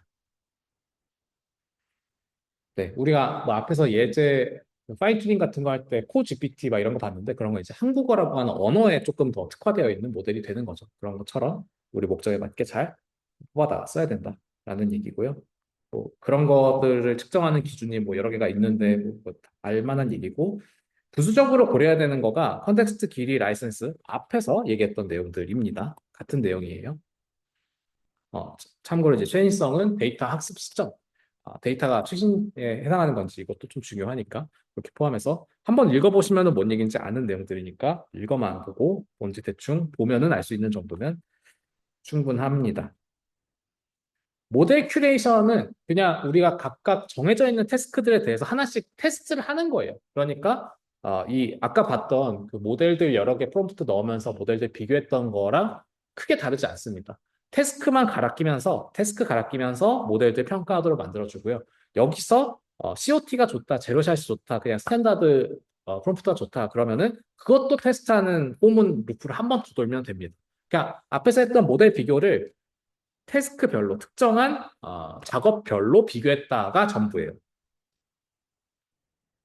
앞에서 앞에서 프롬프트 비교할 때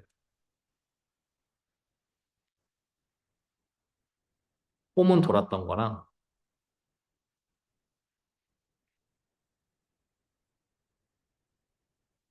동일합니다. 동일한데 얘는 이제 작업에 대해서 한 개씩 비교.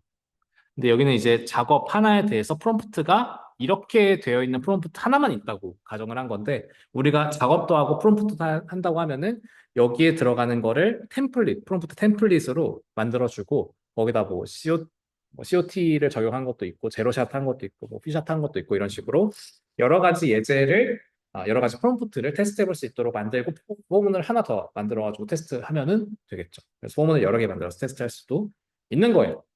그게 모델 큐레이션의 목표고 우리가 그 매트릭으로 그러니까 우리가 사용하는 제약 조건 있잖아요. 우리가 모델 큐레이션 해가지고 얻고 싶은 제약 조건.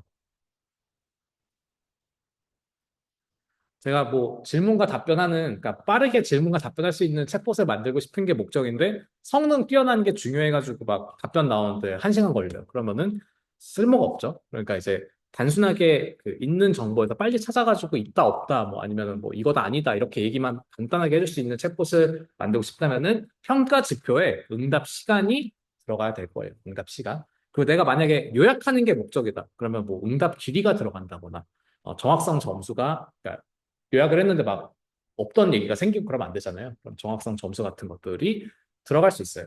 이 각각의 함수들을 제가 뭐 설명하진 않는데 evaluate accuracy라더니 뭐 measure response time이라는 렌은 랭스 측정하는 거니까 뭐 쉬운 거지만 나머지를 뭐 설명드리진 않는데 대충 제약 조건이 있으면은 제약 조건에 맞는 평가 지표를 써야 된다는 얘기를 하고 싶은 겁니다.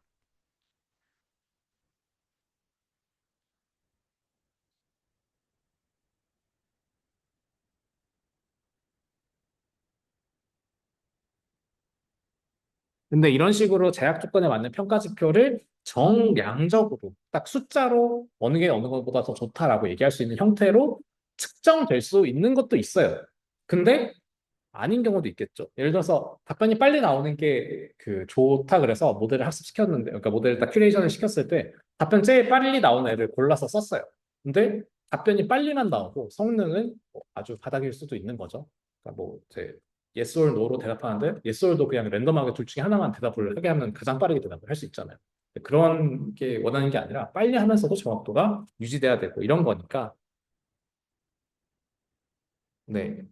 직접 결과물을 보고 사람이 평가하는 게 가장 제일이긴 해요. 이거 앞에서도 설명드렸던 것 중에 하나인데 우리가 각각의 작업에 맞게 평가해야 되는 기준이 다르니까 이제 뭐 수학적 추론 같은 경우는 응답 시간이 더 중요할 때도 있고 정확성이 중요할 때도 있고 요약 같은 경우는 응답 길이가 짧으면 좋을 수도 있지만 정확성이 더 중요할 때도 있겠죠. 그러니까 뭐 중요한 내용들과 정확한 내용들 사라지고 이상한 내용들 막 갑자기 막 상상이나 나올 것 같은 얘기들로 요약을 해버리면 안 되잖아요. 기존에 있는 내용을 요약해야 되니까. 그래서 그런 것들이 중요하긴 한데 그러니까 이런 응답길이라는 게 요약에서 중요하고 수학적 추론에서는 정확도 같은 게 중요하긴 한데 그게 절대적이진 않습니다. 절대적이진 않기 때문에 결국에는 그냥 크게 거르는 데 쓸 수 있어요. 그러니까 예를 들어서 우리가 저기 빨리 작동하는 요약 모델을 만들 건데 혹은 이제 요약 모델을 만들 건데 응답 길이 가지고 비교를 했어요. 응답 길이 가지고 비교했는데 원문보다 오히려 길어지는 애들이 있다고 쳐보는 거예요. 그러니까 원문보다 오히려 길어졌다. 이거는 말도 안 되잖아요. 그러니까 이건 요약이 아니니까 걔네들은 그냥 쳐내고 얘네들 요약 못한다 하고 그런 모델들 없애버리고 너무 짧아요. 예를 들면 한두 문장으로 축약이 됐어요. 내가 넣어준 건 막 32,000 토큰인데 한두 문장으로 이제 요약을 해버리면은 그건 아닌데? 하고 그것도 좀 잘라내고 이런 식으로 우리가 러프하게 딱 크게 자르는 역할에서 쓰입니다. 그리고 나서 평가할 때는 사람이 하는 게 베스트다. 그렇게 크게 자르는 거를 왜 해야 되냐? 비교해야 되는 게 많죠. 각각의 작업들도 비교해야 되고, 도메인들 따라서 어떤 모델들이 더 좋은지도 비교해야 되고, 뭐, 이제, 프롬프팅 기법도 있고, 템플릿도 어떤 거 써야 되는지.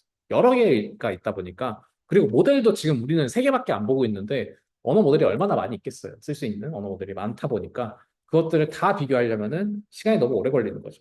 직접 사람이 보고 결정하기는 어려우니까, 그냥 러프하게 얘는 그냥 진짜 바보다. 얘는 진짜 말도 안 된다. 이 태스크에 대해서는 이런 것들 잘라낼 때만 사용하고 결과물을 사람이 평가하는 게 가장 좋다라는 얘기입니다. 그래서 뭐 이런 정량 지표를 측정하는 기준이 있지만 잘 사용하지 않고요. 결국에는 그러니까 크게만 사용하고요. 결국에는 사람이 평가하는 게 제일 좋다. 그렇습니다. 그래서 모델에 대해서 폼은 돌고 각각의 태스크에 대해서 하나씩 폼은 돌면서 태스크별로 성능 모아서 사람이 보고 평가하는 방식이 될 거다. 이런 식으로 정량적 지표를 각각씩 계산해서 할 수도 있지만 결국 사람이 평가하는 게 제일이다라는 얘기입니다. 여기서 우리가 실습을 하지 않는 코드들은 그냥 눈으로 보고 넘어가세요. 실습을 하지 않는 코드들은 막 문제로 나오거나 하지 않습니다.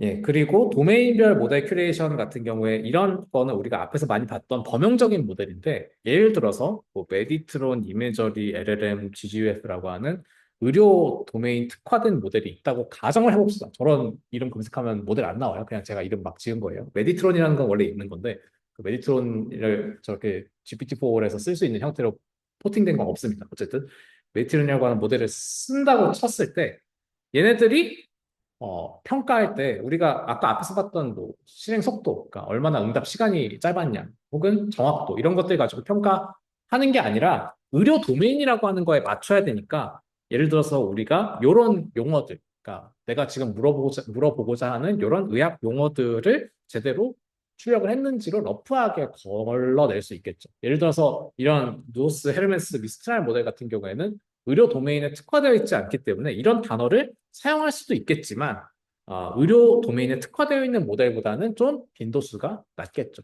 그런 것 가지고 러프하게 누가 그래도 의료 언어 모델을 좀 사용한다. 의료 언어들을 이해하고 있다라는 거를 러프하게 한번 검증하는데 쓸 수가 있습니다. 네, 이런 식으로 의학적 용어들이 정확하게 언급되는지 간단하게 확인하는 거예요. 결국 사람이 평가해야 됩니다.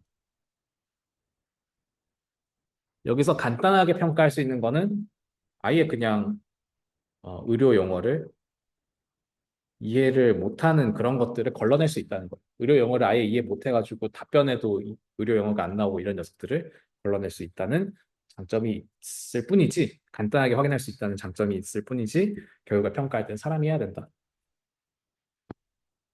네. 그래서 모델 하나씩 해서 하는 거 동일한 코드고요. 결과 분석하는 것도 이제 정확성 점수 계산하는 거 아까 봤던 거기에서 뭐 그룹 바이 어쩌고저쩌고 하는데 그냥 그 단어들이 얼마나 등장했는지 측정하는 거예요.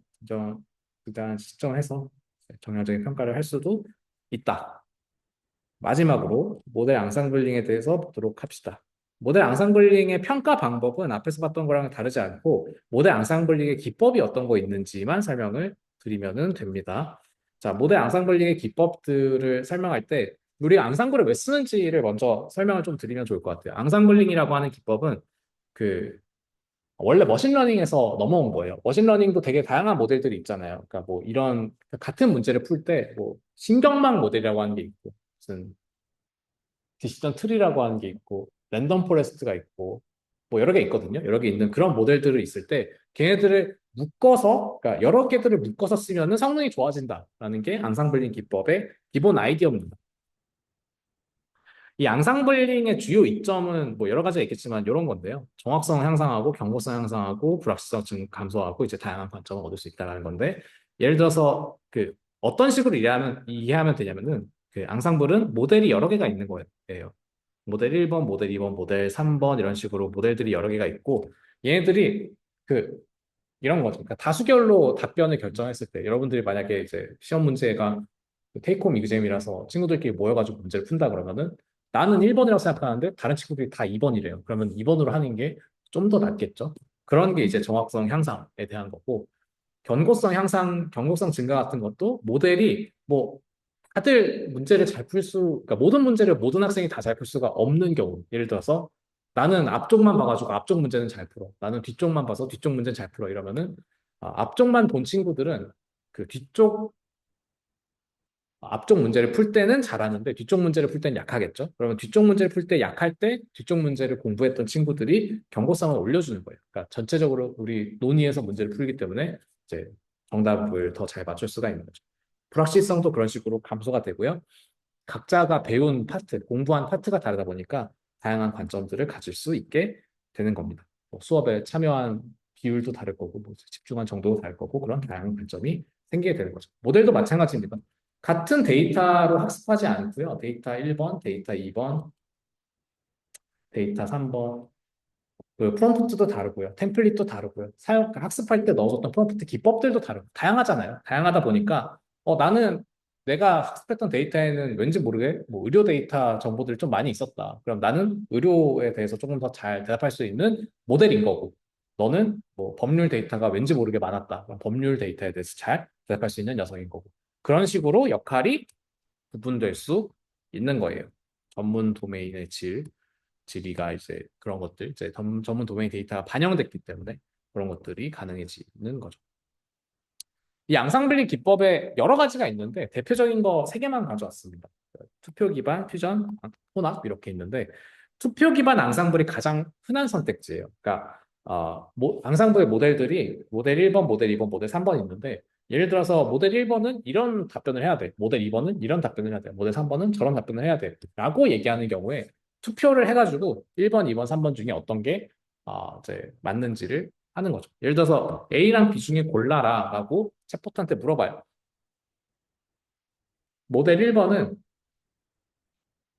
A라고 하고요. 모델 2번은 B라고 해요. 모델 3번은 A라고 했다. 그러면은 모델 2가 B라고 아무리 난리를 쳐도 투표 기반으로 모델 1번과 3번이 A라고 했으니까 A를 최종 응답으로 내보내는 그런 방식이에요. 간단하죠. 투표 기반 앙상블은 그렇게 됩니다.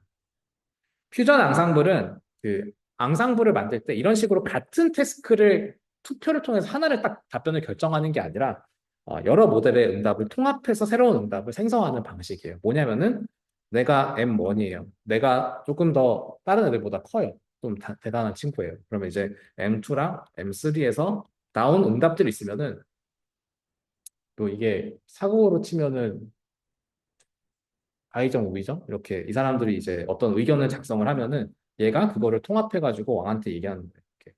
아 얘는 이렇게 생각하고 얘는 이렇게 생각하는데 나는 종합했을 때 이렇게 되는 것 같다. 얘네들 답변 조합하고 내 생각 살짝 넣어서 이걸 최종 아웃풋으로 내보내는 게 퓨전 방식이에요. 그러니까 그러니까 사람으로 생각하면 좀 더 편하겠죠. 사람 1번이 이렇게 생각하고 사람 2번이 이렇게 생각할 때 사람 3번이 1번과 2번의 답변을 적절히 조합하고 자기 생각을 조금 섞어서 여기다가 답변을 줄 수 있도록 만들어주면은 좀더 풍부해지겠죠, 답변이. 그런 식으로 만들어져 있는 게 퓨전 앙상블이고, 어, 믹스처 오브 익스퍼츠는 이것도 이제 원래 앙상블 그 기반의 저기 기계학습 쪽에서 나온 용어예요. LLM에서 믹스처 오브 익스퍼츠의 익스퍼츠는 그 익스퍼트는 저거잖아요. 그 어떤 특정한 하나에 특화되어 있는 전문가를 우리가 익스퍼트라고 부른단 말이에요. 익스퍼트들이 여러 개가 있다는 거예요. 여러 마리가 있고 그거를 믹스처로 쓰겠다는 건데 우리가 각각의 LLM들을 그 파인 튜닝을 시키는 거예요. 파인 튜닝을 시켜서 어떤 모델은 의료 도메인에 특화시키고 어떤 모델은 법률 도메인에 특화시키고 이런 식으로 파인 튜닝을 시킨 다음에 혹은 이제 도메인뿐만 아니라 작업도 마찬가지. 작업도 이 모델은 저기 번역하는 거에 좀 특화시키고 이 모델은 요약하는 데 특화시키고 이런 식으로 작업에 특화시켜서 들어오는 프롬프트를 보고 프롬프트를 분석한 다음에 여기서는 이 친구를 불러와야겠다 이런 것들을 가지고 와서요 그 모델들에다가 뿌려주는 거예요. 번역하는 거는 네가 해야지 뭐, 이제 요약하는 건 네가 해야지 이런 식으로 각각의 모델에다가 뿌려주는 방식으로 전문성을 갖고 있는 녀석들이 함께 하기 때문에 성능이 꽤 좋게 나옵니다. 네, 딥시크나 최근에 나오는 챗봇들 같은 경우에는 대부분 이런 믹스처 오브 익스퍼트를 사용하고 있다고 알려져 있습니다. 네, 투표기관 암상블은 그래서 그냥 답변 모아가지고 가장 프리퀀트한 답변, 가장 그 많이 답변되는 걸로 정하는 거고요. 그래서 이건 뭐 딱히 별거 없고요. 간단하니까 넘어가도록 할게요. 믹스처 오브 익스퍼츠 이게 약간 좀 복잡한데 예를 들어서 우리가 이 모델들이 이런 역할을 하고 있진 않은데 이런 역할을 하도록 파인 튜닝이 끝난 모델이라고 생각을 해봅시다.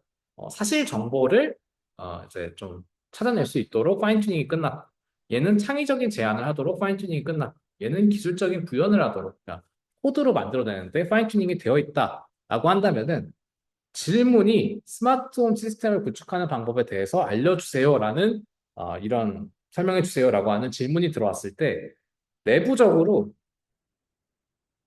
예, 이거를 각자한테 세 가지 단계로 보내가지고 답변을 모아오는 거예요. 세 가지 단계가 뭐예요? 사실 정보에 대한 거. 정확한 정보를 제공해야 되니까 사실 정보를 제공해 주세요로 그러니까 이런 프롬프트가 입력인데 이런 프롬프트에 대해서 사실 정보를 정확히 제공해야 되니까 사실 정보 제공해 주세요라는 프롬프트가 첫 번째. 왜? 사실 정보 예측하는 거 얘가 하고 있으니까 라마가 하고 있으니까 사실 정보를 예측하도록 라마한테 시키고요. 두 번째는 창의적 제안하도록 하는 거는 요거 중간에 있는 이 친구니까 그런 프롬프트를 또 만들고요. 마지막으로는 기술적 구현, 이거를 이제 프로그래밍적으로 어떻게 구현하는지에 대해서는 파이가 그거에 특화되어 있으니까 파이한테 또 시키는 방식으로 프롬프트를 이 질문 하나에 대해서 대답할 때 각각의 세 개의 익스퍼트들에다가 이제 답변을 보내고 통합해서 응답을 줄 수가 있는 거죠. 네, 그렇습니다. 그래서 익스퍼츠 모델스 아이템 해가지고 아까 같은 질문에 대해서 이런 하나, 둘, 세 개에 대한 프롬프트를 각각 넣어서 각각의 익스퍼트들의 응답들을 모아놓고요. 익스퍼트들의 응답들을 모아놓고 그 응답들을 가지고 우리가 프린트할 때는 그러니까 각각의 익스퍼트가 어떻게 얘기했다는 건 얘기하지 않고요. 1번에서 이제 기술적 정보는 어떻게 나오고 이거 익숙하죠? 그러니까 챗GPT나 이런 거 하면은 막 마크다운으로 구조화돼가지고 나오잖아요. 그게 뒤쪽에서는 이제 익스퍼트들이 그 앙상블로 구성돼 있으니까 따로따로 돌아가고 있다는 얘기거든요. 그래서 첫 번째는 사실 정보 하는 거 하고 두 번째 창의적 정보 제안하고 하는 거 하고 세 번째 기술적 표현 각각의 모델에서 따로 들어갔던 결과들 따로 돌아갔던 결과들이 답변으로 나올 때는 융합된 것처럼 보이게 나오도록 만들어주는 형태인 거예요. 이런 식으로 주어진 응답을 수집해가지고 프린트 될 때 뭐 최종 결과 하더니 뭐 스마트 홈 구축 가이드 이런 식으로 보면 샵샵 이렇게 되어 있는 거 보면 마크다운 문법의 텍스트인 거죠. 마크다운 문법의 다큐멘트인 거죠. 마크다운 문법의 다큐멘트로 1번 주요 기술 플랫폼에서 사실 정보 얻었던 라마의 출력값 가지고 오고 두 번째 2 창의적인 스마트홈 활용 방안이라고 해놓고 믹스트랄에 저거 가져오고 미스트랄에 저거 가져오고 세 번째는 기술적 구현 단계라고 해서 파이의 출력값 가지고 오는 방식으로 만들어졌어요. 그러니까 이거를 자동적으로 얼마나 잘 해주는지가 퓨전 앙상블에서 쓰이는 거예요. 누군가가 이걸 자동적으로 해줘야 될 거 아니에요. 너는 뭐니까 내가 너한테 뭘 시킬 거야. 너는 뭐니까 내가 너한테 뭐 시킬 거야. 라고 하는 거를 즉 이렇게 만들고 이렇게 포문을 돌리는 거를 누군가 해줘야 될 거 아니에요. 그거를 또 챗봇한테 맡기는 게 퓨전 앙상블의 개념입니다. 그러니까 그거를 역할 구분해가지고 각자한테 뭐 시켜서 가지고 와서 통합시키는 역할을 하는 챗봇을 별도로 만들어 놓는 거예요. 예를 들면은 소스 모델들, 얘네들이 각자 뭐 익스퍼트들일 수도 있고요. 아니면 역할이 딱 나눠진 녀석일 수도 있고 서로 다른 데이터에 학습해가지고 성능이 조금씩 다른 녀석일 수도 있어요. 이렇게 두 가지 모델들이 각각 응답을 주고요. 나는 라마라고 하는 친구를 통해서 퓨전을 시킬 거예요. 뭐 얘가 한 답변은 뭐 1번으로 하고 얘가 한 답변은 2번으로 해서 1번은 뭐 사실 정보, 2번은 시스템 구현 이런 식으로 다큐멘트를 짜줄 거고 여기 안에는 얘 결과물 각각 넣어야지라는 식의 계획을 세우는 게 요 퓨전 모델이 되는 겁니다. 퓨전 모델이 그런 식으로 이렇게 8B짜리 간단한 모델도 저런 식의 작업들을 통해서 되게 챗GPT 같이 복잡한 프롬프트를 출력을 하도록 만들 수도 있어요. 근데 그 과정이 약간 네, 어떤 그 파인 튜닝 같은 것도 필요하죠. 얘네들이 이런 그 뭐예요? 퓨전을 하도록 학습한 녀석이 아니기 때문에 퓨전을 할 수 있도록 파인 튜닝은 해야 됩니다. 지금 이대로 쓸 수는 없어요.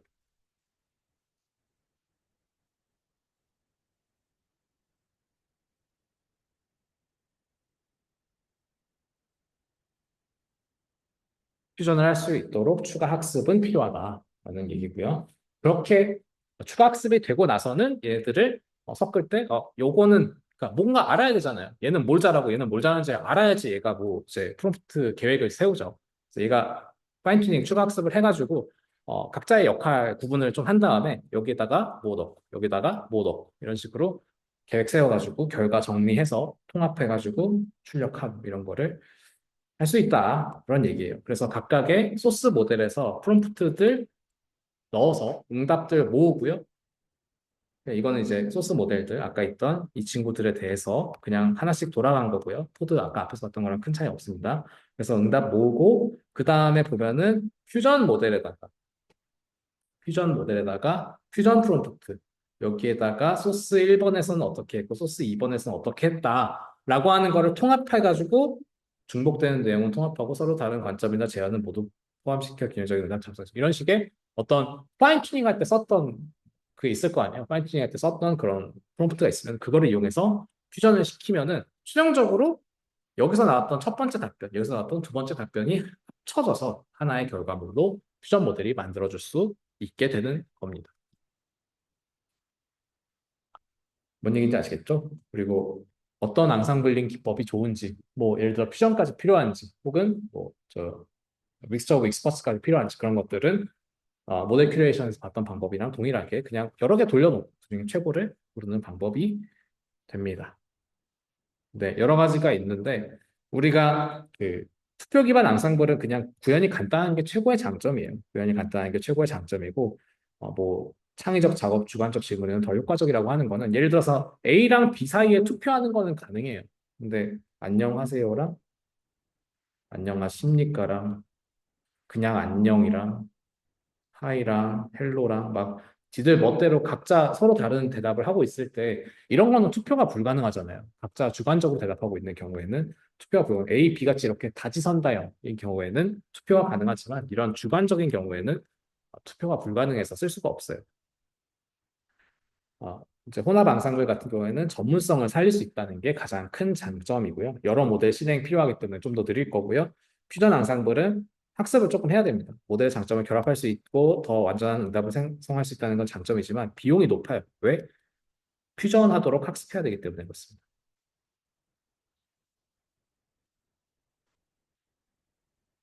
그래서 좀 느리게 학습이 일어날 수밖에 없다. 포괄적인 응답 필요할 때 학습을 해야지 이런 모델들, 혼합 앙상블들에 있는 전문가 같은 것들을 어떻게 답변, 응답 섞고 막 이런 것들을 할 수가 있습니다. 그래요. 그래서 오늘은 실습이 없어서 좀 모드를 빨리 정리했는데요. 네, 그렇습니다. 그래서 오늘은 여기까지고요. 질문 있으신 분들 앞으로 나오시고 다음 주부터는 저기 리트리버 하고 그다음에 실습 한두 개 하고 마무리를 해야 되는데 다음 주 수업이 없고요. 저기 출장한다고 말씀드렸습니다. 다음 주 수업 없고 그 다음 주에 보고요. 다음 주랑 다다음 주랑 그러니까 다다음 주랑 다다다음 주 보고 그리고 6월엔 제가 출장 쭉 가가지고 또 수업이 없고요. 그렇습니다. 두 번 남았어요. 네, 오늘 여기서 마치도록 하겠습니다. 수고하셨습니다.